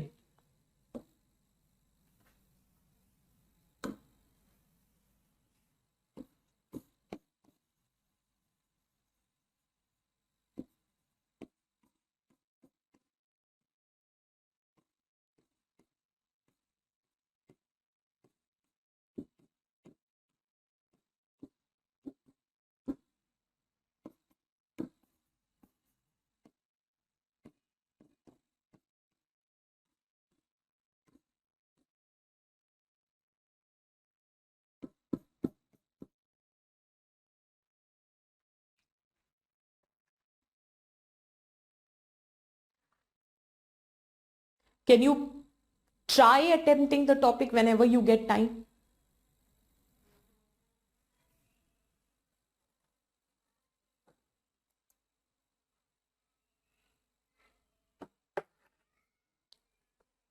Can you try attempting this topic whenever you get time?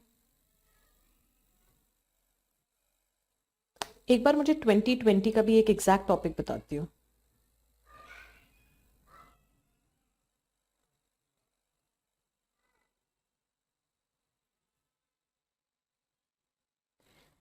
Patriarchy is least noticed, yet the most significant structure of social inequality. This was last year's topic.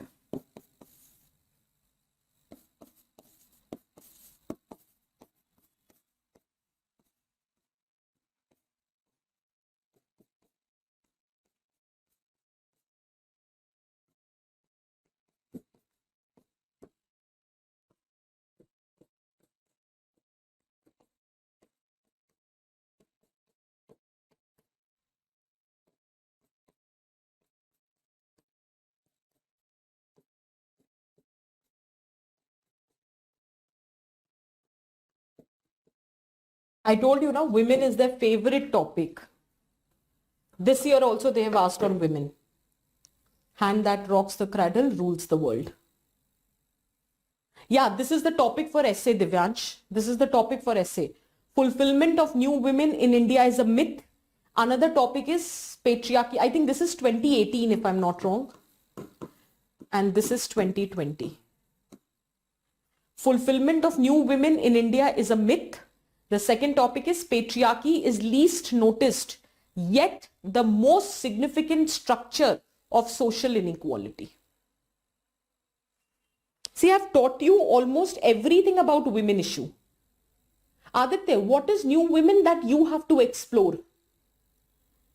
That you have to explore.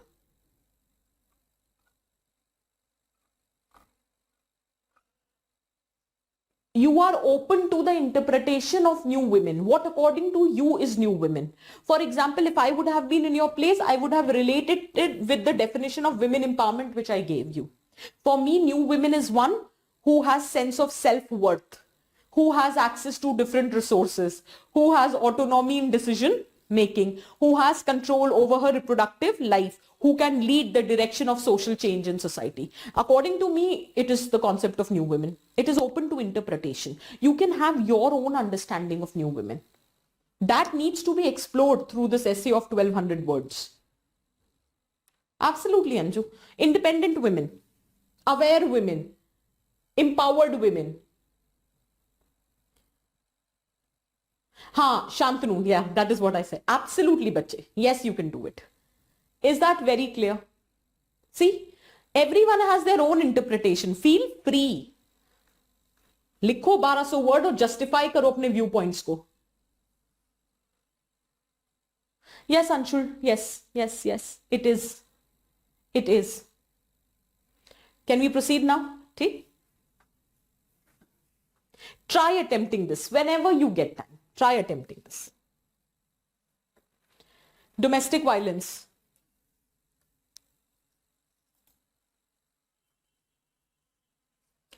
According to Ministry of Statistics and Program Implementation, domestic violence has one of the highest share in the violence against women.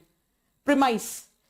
Supreme Court has ruled. What was the reason why it is in news? Supreme Court has ruled that women will have right to residence in the shared house, even if that house is rented, owned by in-laws, and husband has no ownership right. If the husband doesn't have any ownership right, despite that, women will have the right to residence in that shared house.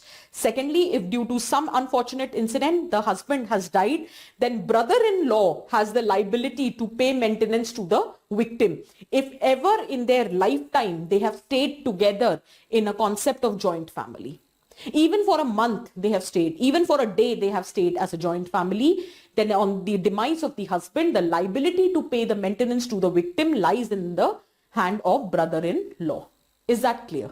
Now, I think Ashish was asking who or what is domestic violence. So domestic violence is defined as actual abuse or threat of abuse. It can be in the form of physical abuse, verbal abuse, emotional abuse, okay, all of that, economic abuse, that would come under the definition of domestic violence. This act, Domestic Violence Act, clearly defines the definition of aggrieved women under the Domestic Violence Act. The aggrieved women can be a wife, she can be a mother, daughter, sister, or a live-in partner. And the recent addition is even a divorced wife can file the complaint under Domestic Violence Act. Is that very clear? Largely, Domestic Violence Act is a civil law. Why? Because the kind of relief which is provided to the aggrieved women. For example, the compensation, right to residence, custody of the child. So in these cases, it is a civil law. However, with respect to the protection order, if the wife is feeling threatened or any women is feeling, the women which is included under the set of aggrieved women is feeling threatened and has approached the court and the court has issued the protection order. And if those protection orders are breached, then there is basically, it becomes a criminal offense. Is that clear? So only when protection orders are breached, it becomes cognizable and non-bailable. And there is a punishment for 1 year jail term or 20,000 rupees fine or both.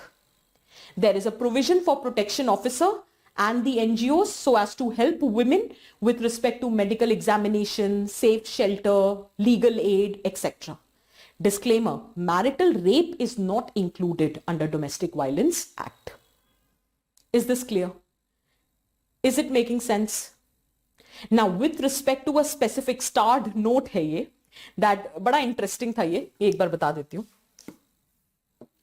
I'm just telling you this so that for your future reference आपको पता हो Domestic Violence Act में क्या था. Actually, Domestic Violence Act में initially क्या था, that a woman can file a case against the adult male. This was the original act, that a woman can file the case against adult male. Court felt, Supreme Court, that this act is not gender neutral. So in order to make this act gender neutral, Supreme Court removed the term adult male. This adult male term has been removed. Now women can file a complaint against a male. She can file a complaint against a woman or female. She can file a complaint against a juvenile or a child.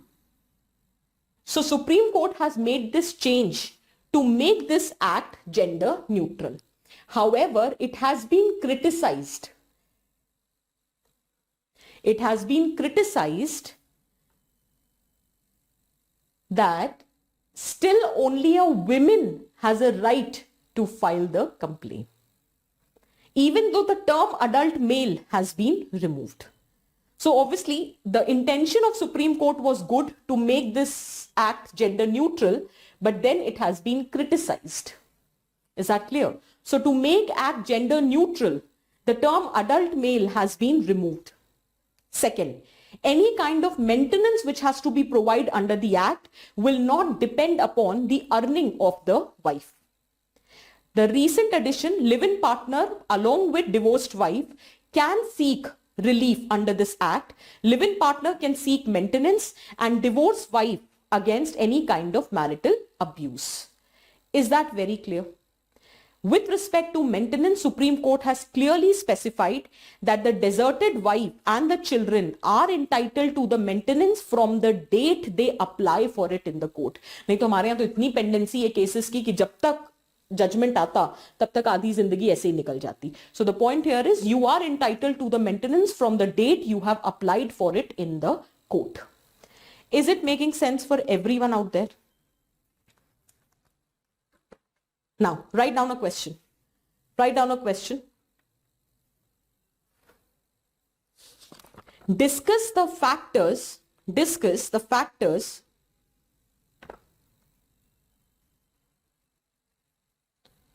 responsible for domestic violence in India. A simple question. I just want you to think about it. No, it doesn't. It doesn't.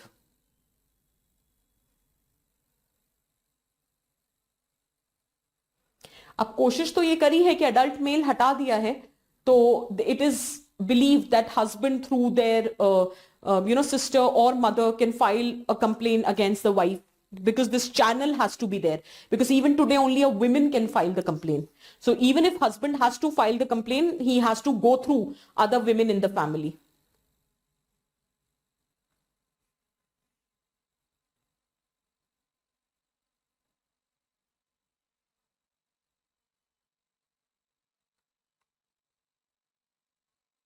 Is that clear?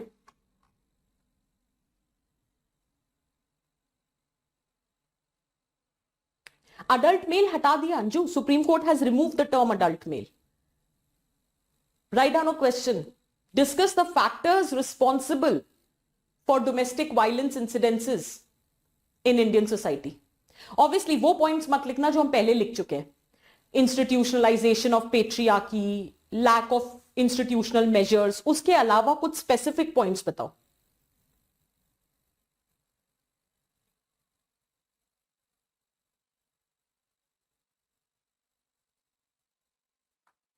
Some specific points.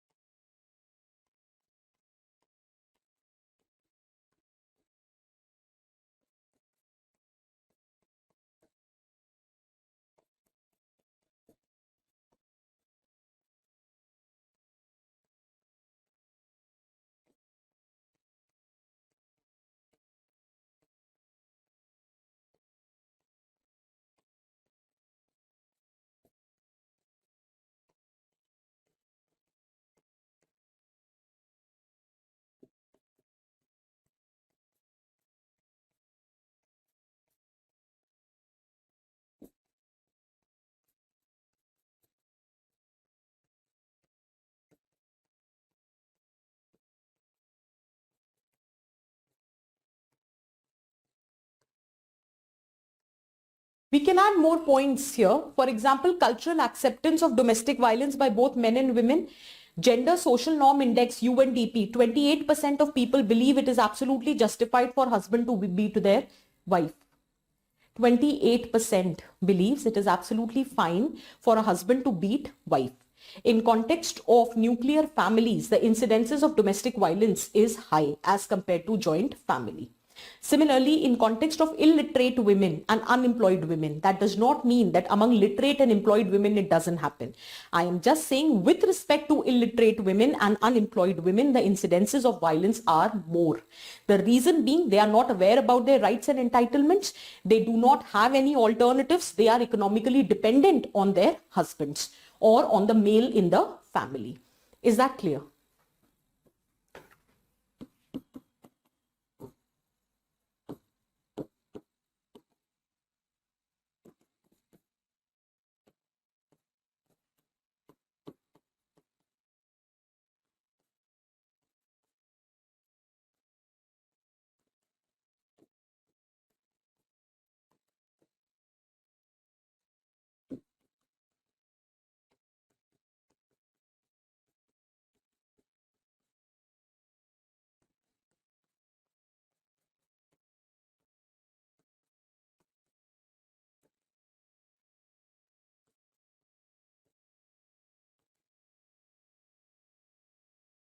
Due to patrilocality also, the girl has lack of support from her parents.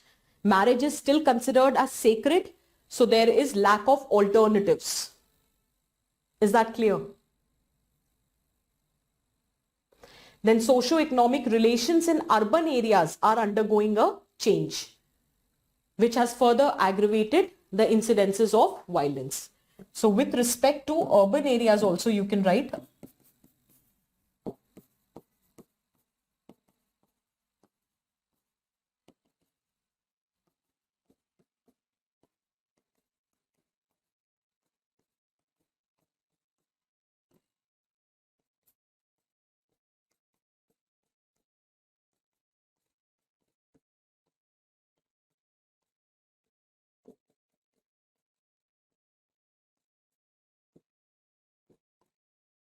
the change in socio-economic relations in urban areas has threatened male hegemony, along with has challenged the traditional division of labor.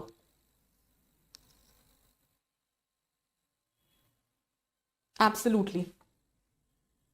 The over-exaggeration of role of women as an agent of integration of family. So someone has talked about Sita syndrome. Yes. You dedicate your life, you create unrealistic image of women as self-sacrificing image of women. So there is a fear that if she'll report the incidence of crime, it will result into breakdown of the family. Most importantly, it will lower the prestige or the status of the family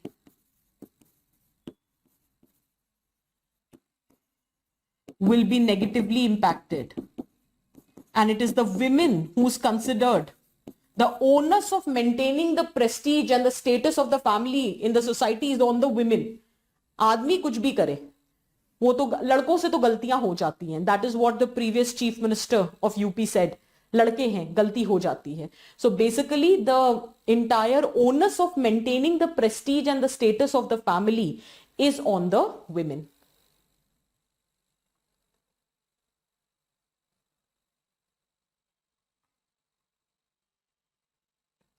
Is that very clear?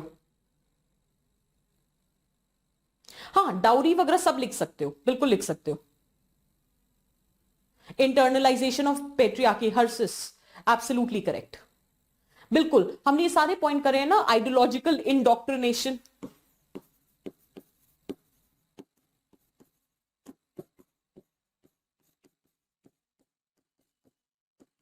Internalisation of patriarchy, बिल्कुल लिख सकते हो. जो लिखना है वो सब लिखो. ठीक है, can we proceed now?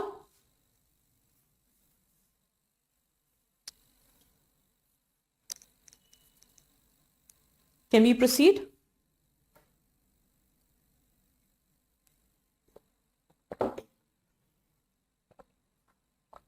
Tomorrow we have class at 1 o'clock.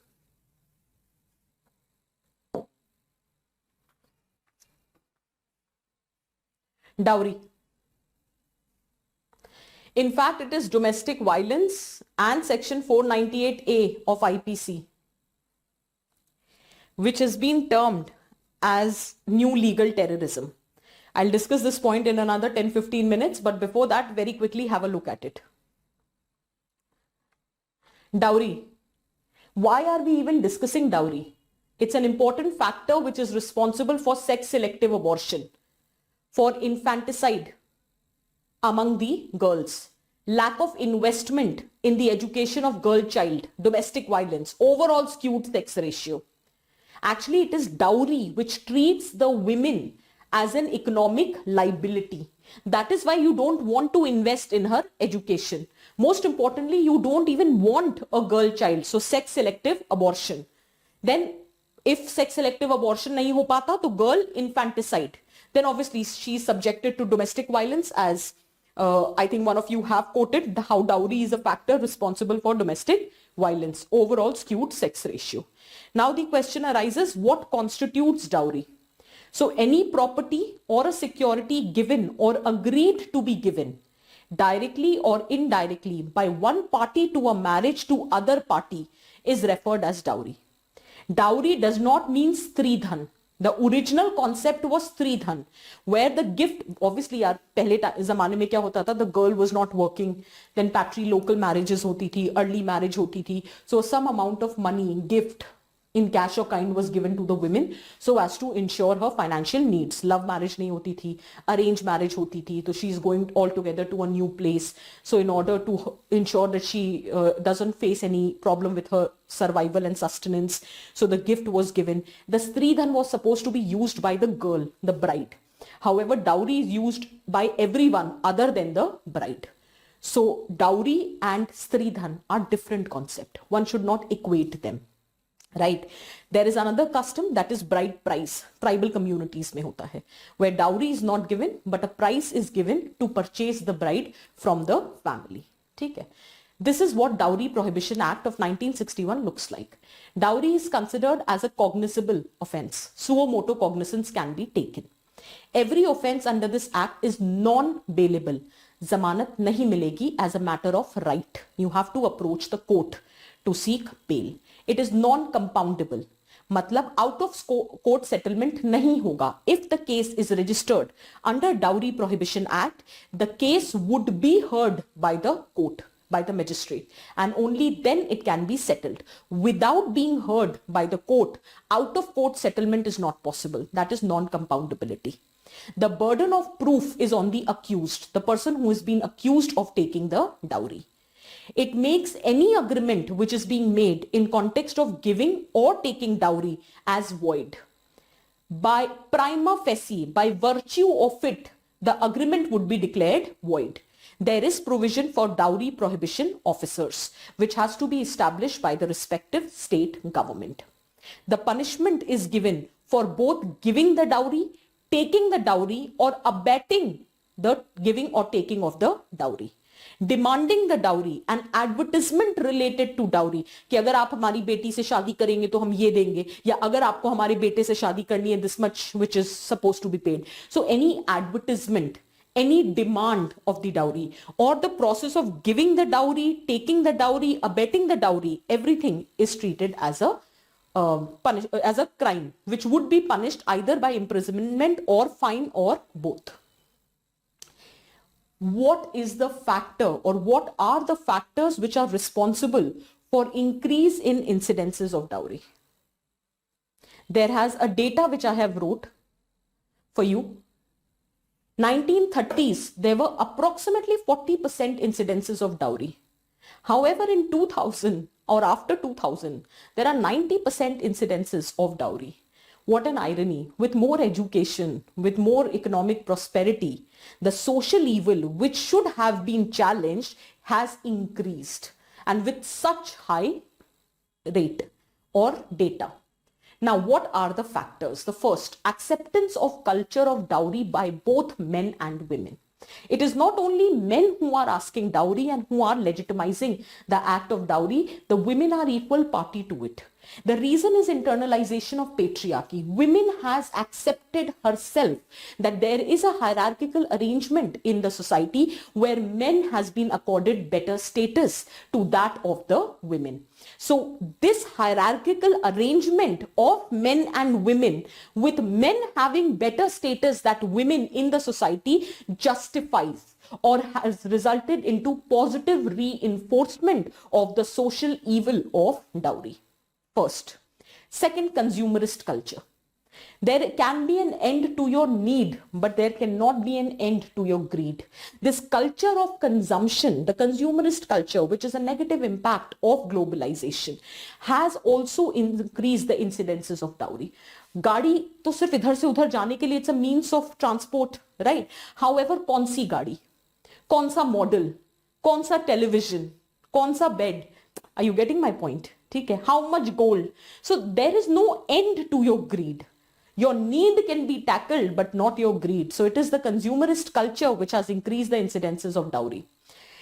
Dowry is also treated as an investment, give and take culture. To explain this point, let me give you a personal experience. We started our preparation in 2009. 2010 was our first attempt.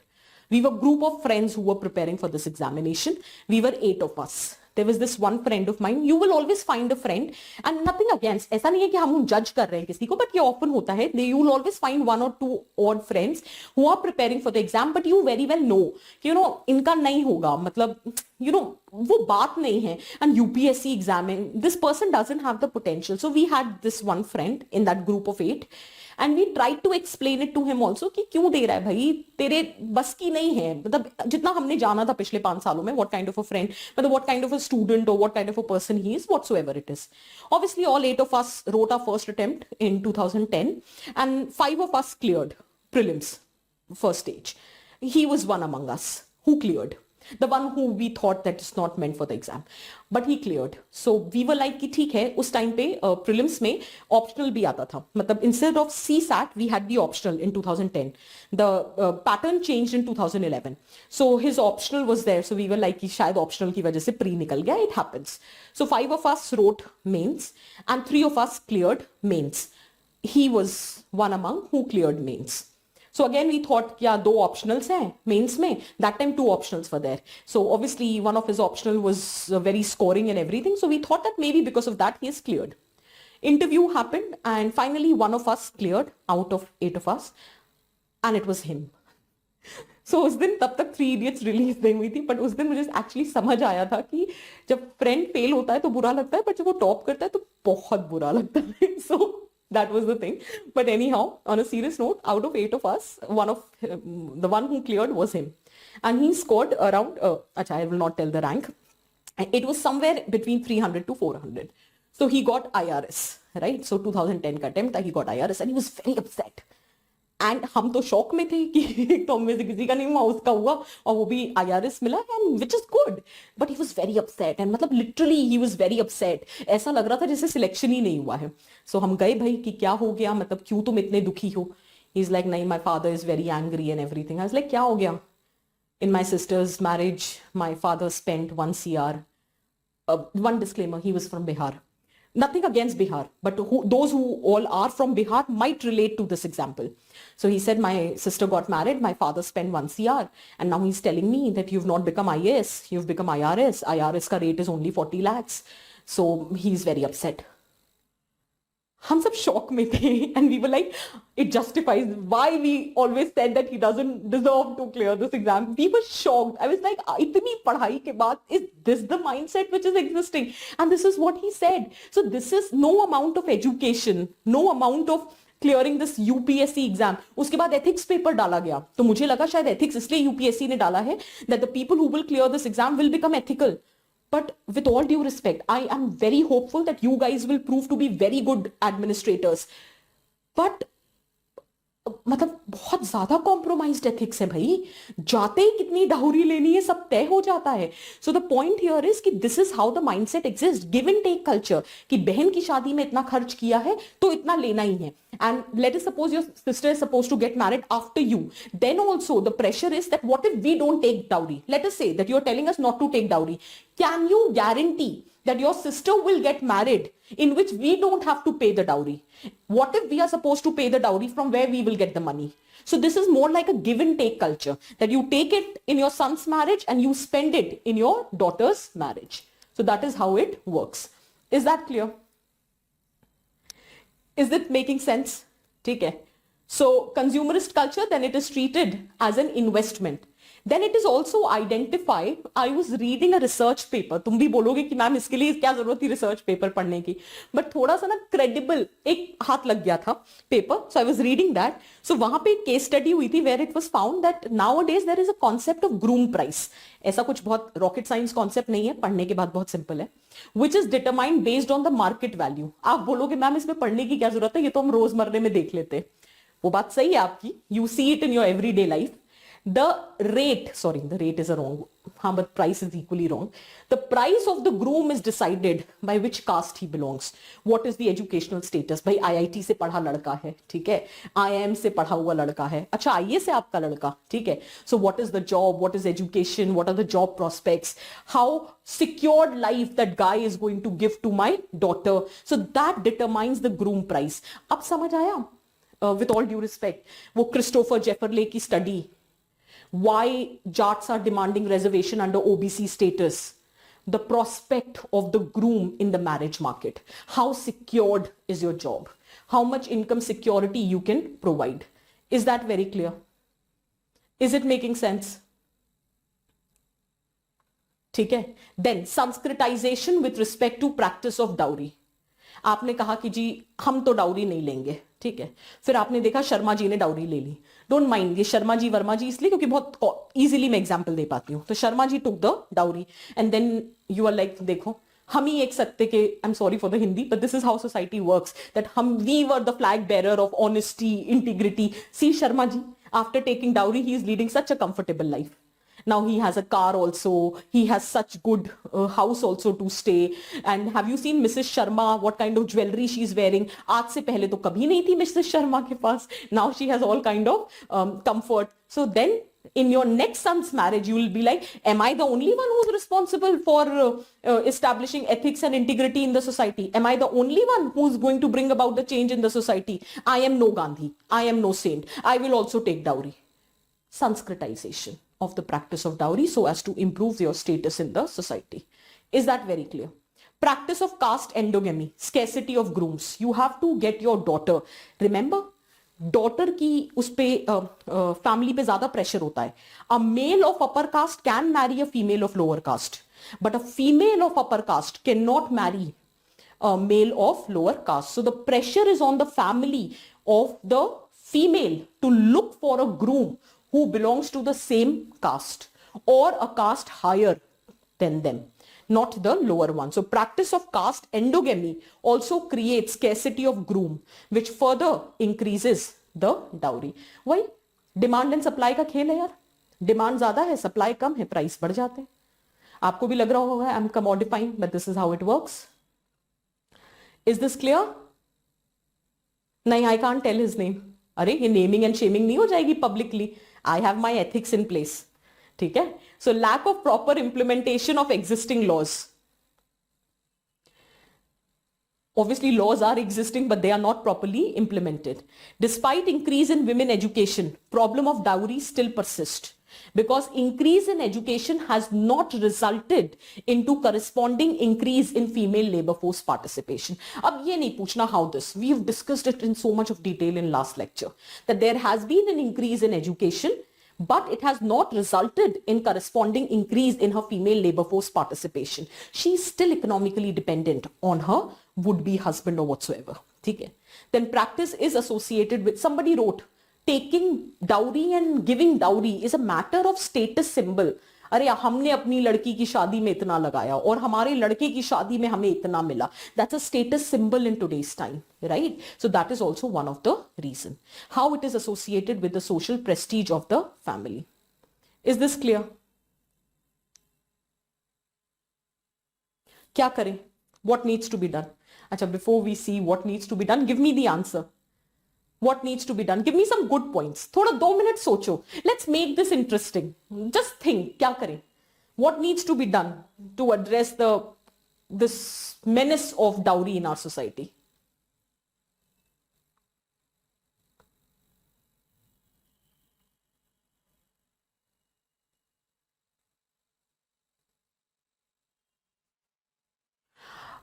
वो नाला, because individual ethics, individual morality. Okay, I tell you one interesting incident. Dowry तो खैर चलो बाद की बात है, जब शादी होगी. एक बड़ा इंटरेस्टिंग सी बात बताती हूँ. वो टॉपर स्टॉक वगैरह नहीं होती है, विदाउट नेमिंग, फिर मत पूछना अगली बार कि नाम क्या है. So there was this interesting person who came for topper stock Vision में. सो हिज इंटरव्यू, मतलब वो टॉपर स्टॉक वगैरह नहीं होता जो यूट्यूब वगैरह पे आता है. So then he came, so he asked us कि मतलब विजन क्या देगा हमें.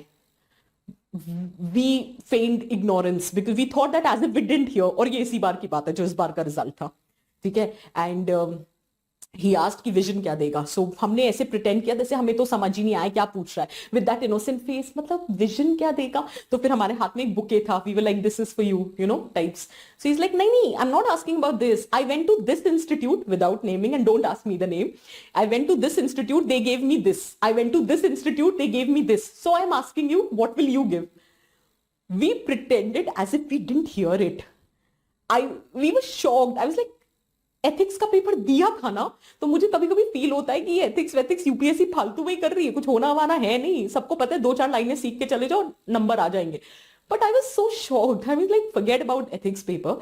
मतलब जुम्मा जुम्मा अभी तो तुम ऑफिसर बने नहीं हो, अभी ट्रेनिंग पे गए नहीं हो, हफ्ते भर पहले रिजल्ट आया है. एंड ये क्या मतलब सारी कोचिंग का खर्चा यहीं से निकाल के ले जाओगे क्या? मतलब मेरा कहने का मतलब था. And he had a proud moment, you know, this A institute gave me this B institute gave me this, so what are you offering? भी बोला कि बुके है हमारे पास. आजकल बुके के भी पैसे बढ़ गए. पहले 150 रुपए में आता था, अब 350 में आता है. ये लेना है ले लो भाई, इसके अलावा कुछ नहीं है हमारे पास. So the point here is कि उस वक्त समझ नहीं आया. तो डाउरी तो बहुत बाद की बात है. यहां तो मतलब रिजल्ट आते ही शुरू हो जाते हैं. I just hope that but on the contrary, we have good candidates also. In fact, to be very honest, rank 1 I will mention, because this is something to be appreciated. He was so brutally honest, so कुछ ज्यादा honest हो गया था, but that was such a nice thing. For a change, someone was not materialistic and someone was quite vocal about his experiences, whether good or bad, so whatsoever it is, ठीक है. So but then I'm generally saying, so rank 1 I can quote because it is a good example. Rest I can't name the person, but generally saying. Is this very clear? ठीक है, चलो जल्दी से अब देखते हैं क्या वे फॉरवर्ड हो सकता है. आदित्य, नहीं, father giving gifts to the daughter in marriage is definitely not considered as dowry. Absolutely not. But how it is being projected in the society. So I'll tell you, बहुत बार होता है ये confusion भी होता है कि अरे यार हम दे सकते हैं, हम दे रहे हैं, हमसे किसी ने मांगा नहीं है. The point here is आप दे सकते हो, right? So you are giving, but because of few who can give, who can afford, the pressure is created on many who can't, and as a result of it, there is a debt trap in which they get engulfed, that they have to take money from money lenders. भाई government तो, वो bank तो जाके बोलोगे नहीं कि भैया loan चाहिए, बेटी को दहेज देना है, ये तो बोलोगे नहीं. प्राइवेट मनी लेंडर्स से ही पैसे लोगे. फिर तो आपको पता है क्या डेट साइकिल होती है, घर गिरवी, सब कुछ assets. So that is a major problem, ठीक है ना. सो या, बट हाँ, father giving gifts to the daughter, absolutely that is not considered as a dowry, ठीक है, प्रोवाइडेड किस तरह से दिया गया है.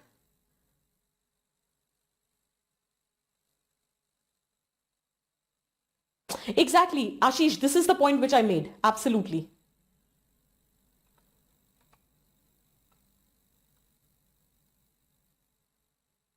Okay, love marriage. Who says love marriage you don't have to give dowry? When the love marriage is arranged, then also. But anyhow, we'll take the point. Street plays, absolutely correct. Yes. नहीं बच्चे, ऐसा कुछ नहीं है मैट्रिलिनियल concept. देखो ये तो matrilineality से you will trace your lineage from mother's side, तो वो वाली बात हो जाती है। ठीक है, और कुछ? बिल्कुल, absolutely educate your girl and make her strong and independent so that she doesn't have to depend on the groom or the groom's family. Value based education system, start socializing the children right from the beginning against this concept of dowry culture. नहीं विनीत, नहीं दिया हमने, सिर्फ bouquet दिया, इसीलिए उसने ज्यादा अच्छा इंटरव्यू भी नहीं दिया हमको।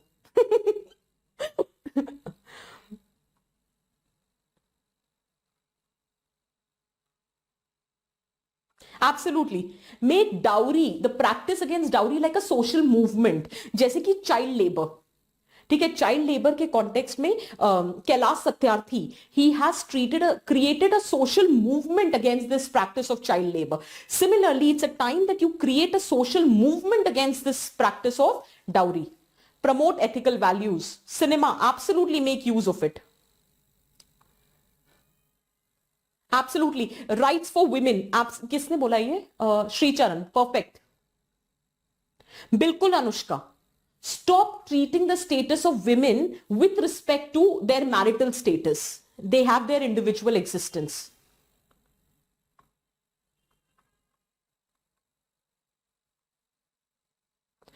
Ravi, Adarsh marriages. Absolutely. Look at it. Promote the concept of Adarsh marriage. Affluent people should restrain from these lavish wedding. In fact, there was a practice, जब demonetization हुआ था, 2 IAS officers got married in just 500 rupees. See what an irony. 500 rupees में IAS बहुत coveted post है in our society. 2 IAS officers got married in just 500 rupees. So it is the affluent section, whether it is power affluent, economically affluent, educationally affluent. Thus, that section has to lay the example. So the concept of adarsh marriage, model marriage to be very precise. Then stigmatization of practice of dowry through naming, shaming, mohalla committee. You should not be proud of the fact that you have taken dowry or you've given dowry. You should be named and shamed. There has to be stigma associated with this practice of dowry. Then efforts should be made to increase female labor force participation. So as you guys have said, increase financial independence. ठीक है, rural manufacturing promote करो, investment लाओ infrastructure में, ठीक है, so that overall female labour force participation should increase. एक सर्वे हुआ था, IHDS survey, which said that if you invest in the construction of road which will improve the accessibility to the labor market, automatically there will be an increase in the female labor force participation. Is that very clear? ठीक है. Then identify key leaders, personalities in the society and persuade them to lend their voice to the issue of dowry. Educate them with respect to ill effect of dowry. आज if I'm telling you नहीं dowry मत लो, ये मत करो, आप कहोगे यार आप हो कौन, अपने काम से काम रखो. Why should I listen to you? But in every village, in every community, right? Or in every town, whatsoever, in your caste or in your community, in your religion, in your village, ठीक है, हर जगह, there would be some people who have already established their credibility. At least you look up to them, you listen to them. We should target those individuals who have considerable influence over others in the society. And we should educate them with respect to the ill effects of dowry so that it can have a snowballing effect. Snowballing matlab, it will have a domino effect and they can further convince the other people in the community and society that we should raise our voice against this practice. So the strategic intervention has to happen. Then outlawing of extravagant weddings. बहुत हो गया यार, ये जो pomp and show वाली weddings होती हैं, जो सोशल मीडिया के बैकड्रॉप में और ज्यादा बड़ी हो गई हैं. मतलब the people, they want all those lavish style wedding. Why? Just to post the video on their Insta or Facebook or WhatsApp or whatsoever it is. तो आजकल इस बार का टॉपिक है ना, that the self discovery has been outsourced to technology. Self discovery, in fact I will be discussing, ऐसे का मेरा session है, आई थिंक 10th को है, so I will be discussing this year's topic. तो self discovery has been outsourced to technology. Self-discovery as in what you want in life. So what you want in life has also been outsourced to technology. Now social media is telling you that what you want in life, whether I want a lavish wedding or not, whether I want this particular designer's lehenga or not, whether I want this kind of pre-wedding photo shoot, uske liye bhi hum bahar jaake photo shoot karayenge. कहां से ये सारे ideas आ रहे हैं, कहां से इतना pressure create हो रहा है? एंड पेरेंट्स बेचारे they have no other option but क्योंकि एक बार शादी हो रही है चलो fulfil their needs. Are you getting what I'm saying? आज का youth, instead of investing money for their future, security or something, they are spending money like anything on their wedding. Why? Because what they want from their life has been outsourced to technology. Now, social media, your Insta profile is going to tell you and is going to establish your credibility in the society. Such an irony. Is that very clear? Ensure girl child gets share in the ancestral property. Is this very clear for everyone? You can add more points to it. Clear है? बिल्कुल. Give freedom to the girl to say no. Make marriage a will, not a compulsion. Your status should not be determined by marriage.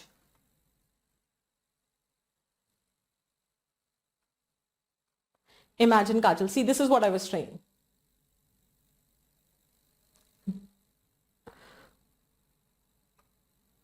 Absolutely. You should not, to be very honest, I never expect that change should happen in the society. I expect that whatever I want to preach, let me first practice it. If I'm able to practice, then I'm more confident while preaching. ठीक है? So बस वही आपको करना है. Start from your family level. ठीक है? Is this clear? बस एक लास्ट टॉपिक लेते हैं. आज कुछ ज्यादा ही चर्चा हो गई. Harassment of women at workplace, sexual harassment at workplace. But by the way, ऐसा नहीं है कि dowry provisions are not misused. There was a very infamous case, Nisha Sharma case of 2003, and she had blamed the family of the groom that they have asked for the dowry. Google कर लेना, Nisha Sharma case 2003. In fact, after that incident, she was made a hero. That she is the one who has raised 2003 की बात है यार, आज से कितने साल पहले. So she was made the hero. In fact, her incident was incorporated in your books also, school books. So and that family, the groom's family, was literally named, shamed, everything. And after like approximately 10 years, in 2012, they were finally acquitted, and it was proven that the girl had put false claims or the false charges on the boy's family. Why? Because she didn't want to marry that guy. She was in love with someone else. But anyhow, the point which I'm saying, but that does not mean that the reality doesn't change. Reality is still women are victims of dowry practice. However, there are a handful of women who misuse the provisions. Is that clear? So now next topic and the last topic. There are two things which I'm not discussing. That is, one is surrogacy. I'll discuss December ki social issue ki class mein, and there is that marriageable age wala issue that I'll discuss there. Okay. So recently Supreme Court has held that the objective of Sexual Harassment at Workplace Act is protection, prevention and redressal of complaints. Why do I have a tendency to write it like this? Because many a time, suppose the question came, this becomes the introduction. Okay? So Supreme Court has held that the objective of Sexual Harassment at Workplace Act is protection of women, prevention of sexual harassment and redressal of complaint. Under the Act, it clearly defines what constitutes sexual harassment. There are two things. One is quid pro quo and second is hostile work environment. Is that very clear? ठीक है? Quid pro quo. Quid pro quo मतलब I am telling you that if you want a promotion, you have to provide me sexual favor. Quid pro quo. Right? I'm telling you that if you want this job, you have to satisfy my sexual desire. Quid pro quo. So even if the woman agrees to these conditions and later she files the case, it is absolutely justified under sexual harassment because you have forced her to provide you sexual favor in return of a job or a promotion or a salary hike. Is that very clear? You have taken advantage of her vulnerable situation. Quid pro quo, exchange of sexual favor as against any other favor. Or hostile work environment. Both would be considered as sexual harassment. Section 354A of IPC clearly defines what constitutes sexual harassment. Any kind of physical contact, request for sexual favor, showing pornography, physical, verbal, non-verbal conduct of sexual nature, and sexually colored remarks. जो ये office में culture होता है ना, हाय Honey, Sweety, darling, भैया अगली बंदी का नाम है, नाम ले लो, क्योंकि सेक्सुअली कलर्ड रिमार्क्स में you can be the charges of sexual harassment can be put on the other person. So sexually colored remarks are also not allowed. It clearly defines what constitutes an aggrieved woman.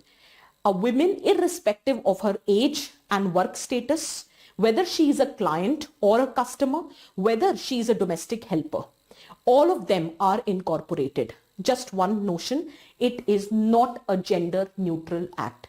Only women has the right to claim relief under sexual harassment. Men do not. Is that very clear? Okay. Sexual Harassment Act is applicable to both formal and informal sector. ठीक है.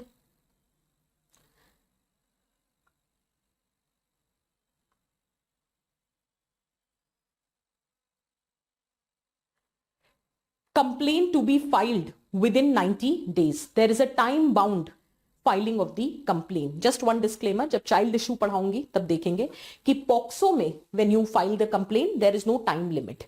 Whenever the child is comfortable, he can report the incident. It is not that within 1 year, 2 year, 3 year or a month, ऐसा कुछ नहीं. But with respect to sexual harassment, you have to file the complaint within 90 days. That is 3 months from the incidence of last sexual harassment. One thing. Second thing is, let us say due to some very urgent or desperate factor that you could not file the complaint, then you have to give in writing the reason, and then it will be at the discretion of internal complaint committee within that organization whether to look into your complaint or not. Is that very clear? So the complaint has to be filed within 90 days. Once the complaint is filed, the inquiry has to be completed within another 90 days. And once ICC has submitted the report, it is mandatory for the employer to take the action within 60 days of the submission of the report. What is ICC? For a formal sector, you have to constitute ICC. For informal sector, there is local complaint committee. ICC stands for Internal Complaint Committee. LCC, which is established for informal sector, stands for Local Complaint Committee. ICC requires employer to create ICC. It says, this act clearly says, ICC has a power of civil court. The presiding officer will be a woman at a senior level. There have to be members, at least 2 from the legal field or women cause, and 1 has to be from an NGO which is dedicated to a women cause. ये सब prelims के लिए important है. मैंने आपको बस content एक जगह इकट्ठा करके दे दिया है, ये आप खुद भी देख सकते हो. At least 50% of the members have to be women. On the other hand, local committee is established in each district by the district officer or the collector. Additional local complaint committee at the block level. Chairperson women from the eminent field, 1 member taluk block या ward का, 2 members NGO के जिसमें at least 1 women, 1 SC, ST, OBC minority और 1 legal, 1 ex officio member होता है from the field of social welfare. Is that clear? Then there is a provision for false complaint.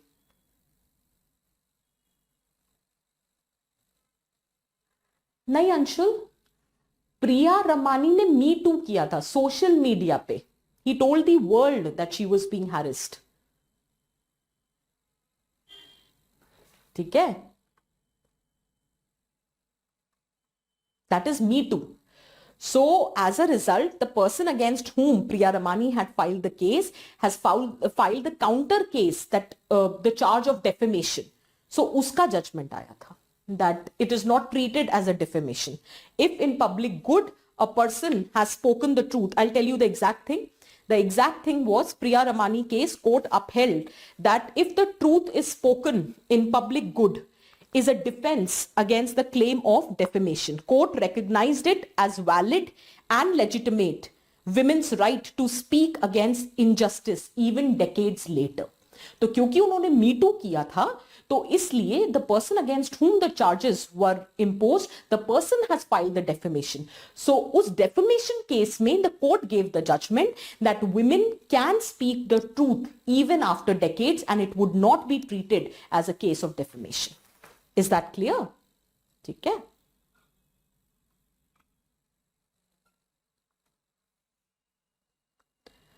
हाँ हाँ पूजा, बस अभी तो मुझे 5 मिनट और दो, मैं बस करवाती हूँ इसे, तुरंत अपलोड कराती हूँ.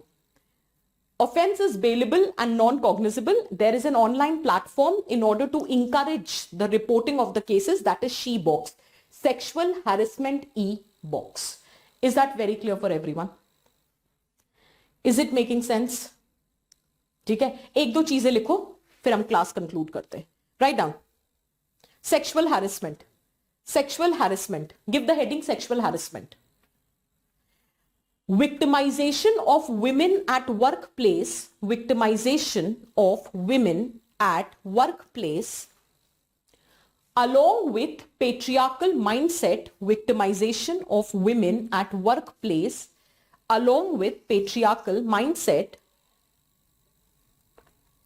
has led to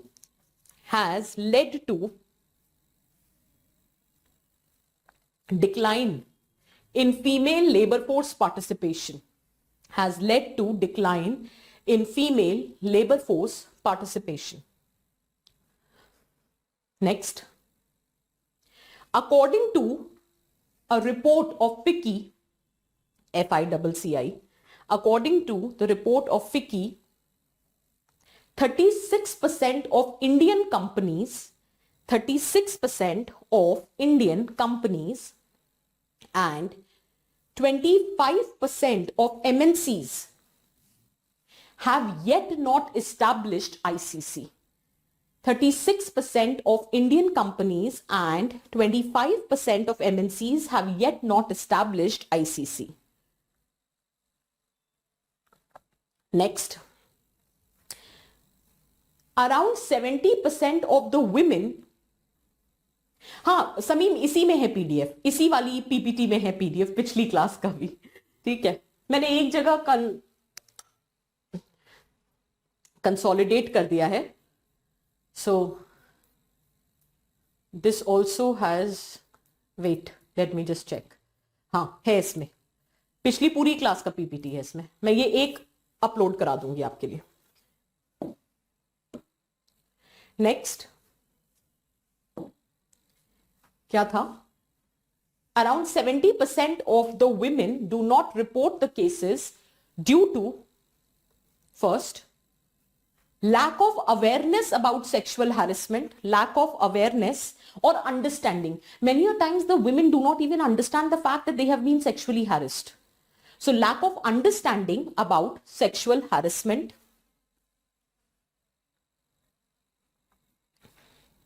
Fear of retaliation. Fear of retaliation. Fear of retaliation. Lack of faith in complaint mechanism. Lack of faith in complaint mechanism. Problem of social exclusion या fear of social exclusion कि social boycott हो जाएगा. So social boycott or social exclusion. In fact, there is a very high profile case, Rupam Deol Bajaj case. कभी फुर्सत मिले तो Google करके, जब पढ़ने वढ़ने का मन नहीं करे तो देखना, Roopam Deol Bajaj case in context of Punjab. The case was filed against KPS Gill, who was the hero of the insurgency which happened, or the extremist Khalistani movement which happened in Punjab. So 1988 का केस है. उसी के पहले operation Blue Star, operation Black Thunder has happened and KPS Gill was the hero figure of operation Blue Star. ठीक है, so as a result of it 1988 में high profile case हुआ था. So KPS Gill was a very super cop kind of a person. और पंजाब में IPS officers always had a better और higher stature as compare to the IAS officer. So Rupam Deol Bajaj and her husband both were high profile IAS officers. So once they happened to attend a party where KPS Gill had, he was under this influence of alcohol or whatsoever it is, and he didn't know his limitations. He went up to Rupam Deol Bajaj and he asked her, he called her out that, come with me. And when she said that you are crossing your limit, so then he hit her on her posterior. So that what happened, right? So everyone in the society was ki बस इतना ही, and for that you have filed the complaint. The same incident of थप्पड़ movie की एक चाटा ही तो मारा था, तो वैसे ही KPS Gill has just hit on your posterior. So this is a very trivial matter. How can you even file the complaint? But Roopam Dale Bajaj, she took a stand for herself and she said, I would not bear this, and she filed the complaint. You know what High Court said? High Court said that this case is so trivial that it is not even worthy of prosecution. That were the wordings of High Court in this case, that this incident of hitting a woman on her posterior is such a trivial issue that it is not worthy of prosecution. Imagine the dignity of the women treated as unworthy or trivial. However, she challenged the judgment in Supreme Court, and finally Supreme Court gave the judgment in her favor that this amount for the offense under different sections of IPC, it was treated that you have tried to outrage the modesty of the women. Is that very clear?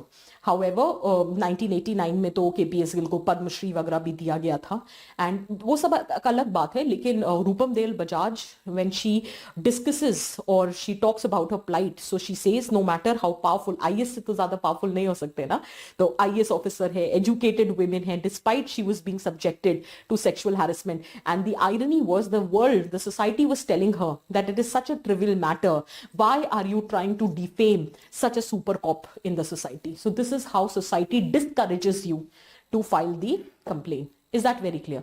ये तो खुद IAS officer थी और she had that zeal. एक common women के लिए बाहर जाके काम करना अपने आप में बहुत बड़ी अपॉर्चुनिटी होती है, तो उनको ऐसा लगता है that if they are going to be vocal about sexual harassment, पहली बात घर वाले घर पे बिठा लेंगे, ऑफिस वाले काम से I am sorry for the Hindi, वो इमोशंस आ जाते हैं ना, so I resort to my mother tongue.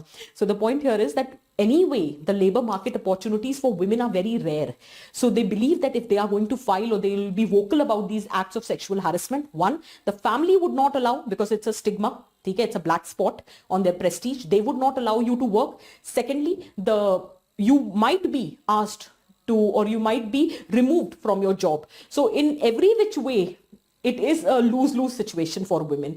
So the conducive ecosystem is not created. Despite the law in place, a conducive ecosystem is missing where women feels confident to report about these incidences. Is that very clear for everyone? ठीक है? Is this okay for everyone? एक last चीज है. Before we conclude the lecture, there's one thing with this women issue would come to an end. So we have talked about sexual harassment. We have talked about all these incidences. Okay. But there is a term which is used. New legal terrorism. This is with respect to, and this term is used by Supreme Court. In not one, but in many cases. Misuse of laws by women. Specifically, Domestic Violence Act and Section 498A of IPC. This is with respect to cruelty by husband and relatives. So Supreme Court has observed that these laws, instead of being used as a shield, it is used as a weapon to settle their personal scores.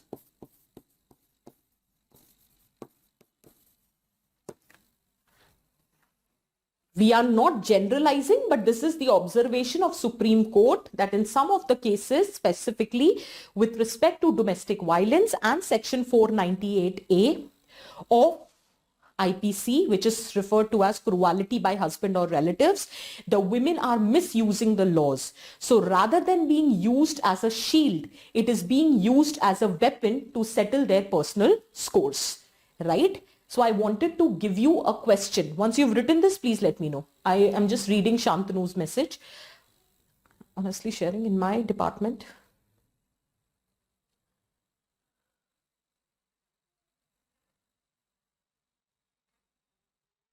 हाँ.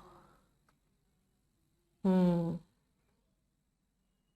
हाँ वो कह सकते हैं, but actually ये जो new legal terrorism use हुआ ना, वो यहां ऐसे स्पेसिफिकली यूज किया था, इसलिए मैंने ये मेंशन किया. ओके.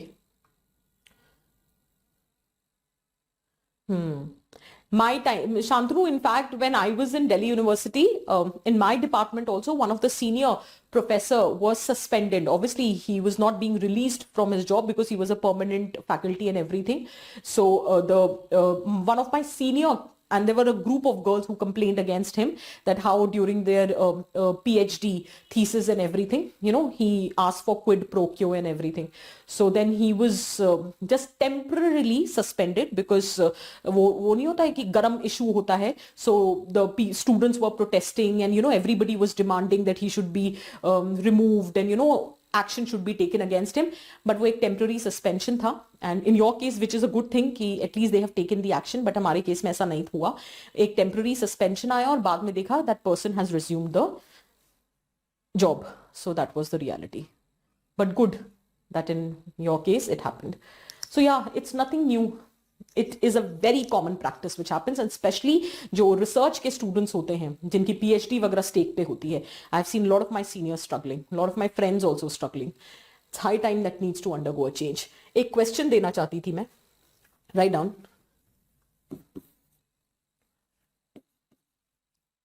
Increase. नहीं, wait. Don't write. Let me just. हाँ, right. On one hand, increase violence against women justifies strong laws, whereas on the other hand,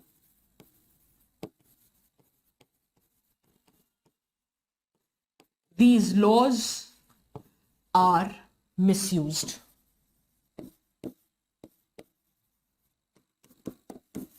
Explain the paradox in context of Indian society. I'm not interested in the first part because that we have already discussed. I'm more interested what you write in the second part.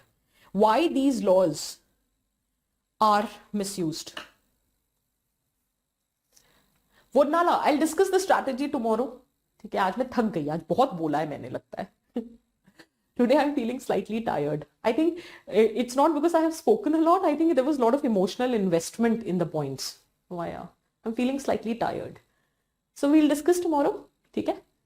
So yeah. So I'm not interested in the first part of the question. I'm more interested that why these laws are misused. Can you give me some points and we can just conclude the lecture? Why women are misusing the laws? This would be the assignment question for the day. Who we have as the coordinator? Anurag. Anurag, this would be the assignment question.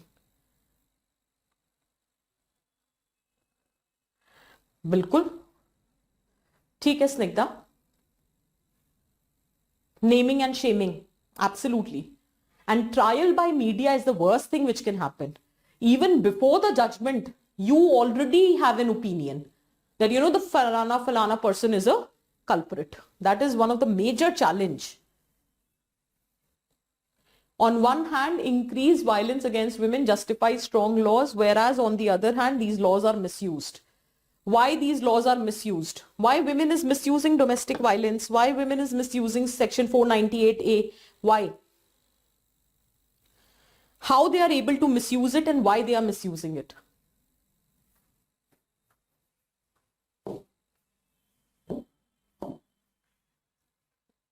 Let me see what points we have. Personal issues are perfect. For settling, okay, ठीक है. Revenge vendetta. Ravi, lack of gender neutral laws, personal vendetta, naming and shaming, ambiguity in the, absolutely, yes. The loopholes, ambiguity with respect to the wording of the laws कह सकते हैं, ठीक है. So lack of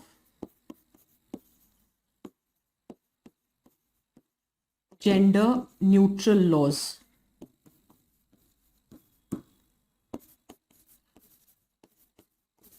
Gender stereotypes, where we always perceive women as abla, women as victim.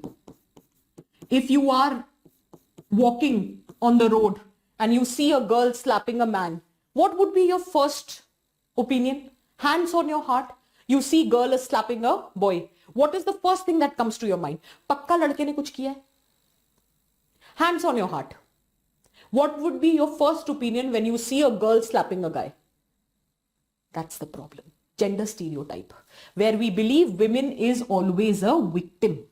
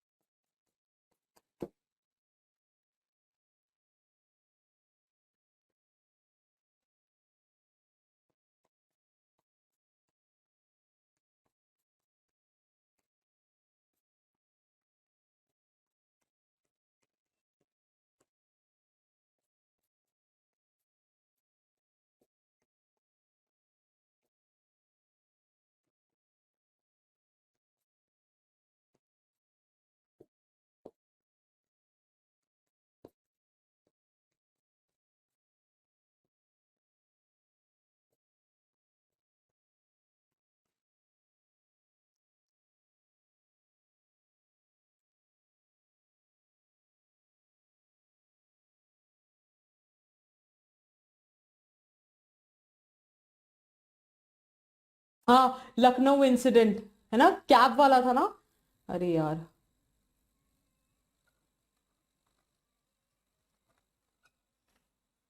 ठीक है. Most importantly जो marital laws हम misuse करते हैं, that's more because decline in religious significance of marriage.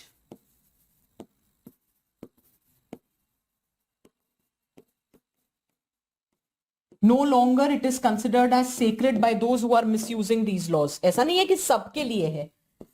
At least those who are misusing the laws are the one for whom no longer it is considered sacred. They don't mind getting divorced or separated. Divorce, separation, for them is not a taboo. Is that clear?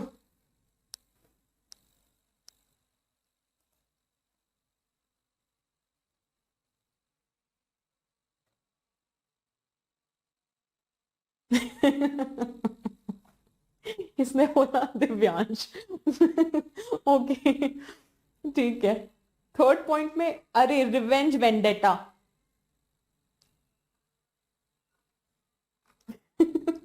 Okay, सही है. हाँ, Jasleen Kaur case. Right right right right.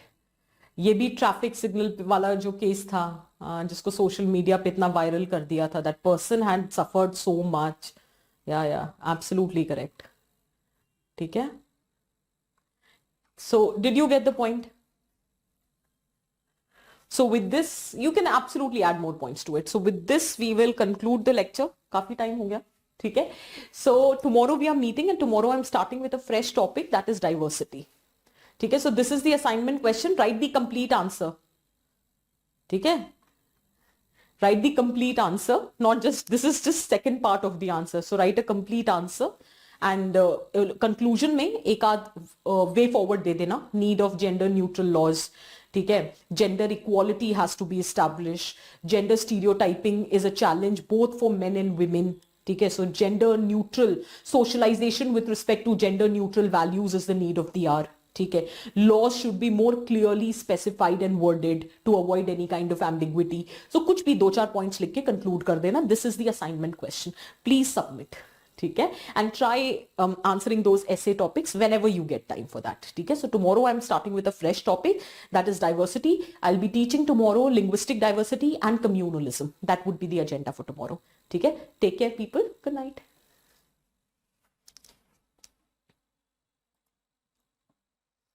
And just give me 15 minutes. I am sending this document to Anurag. I'll send it to the team and just make sure it is uploaded. Okay? Okay. Bye people. Good night.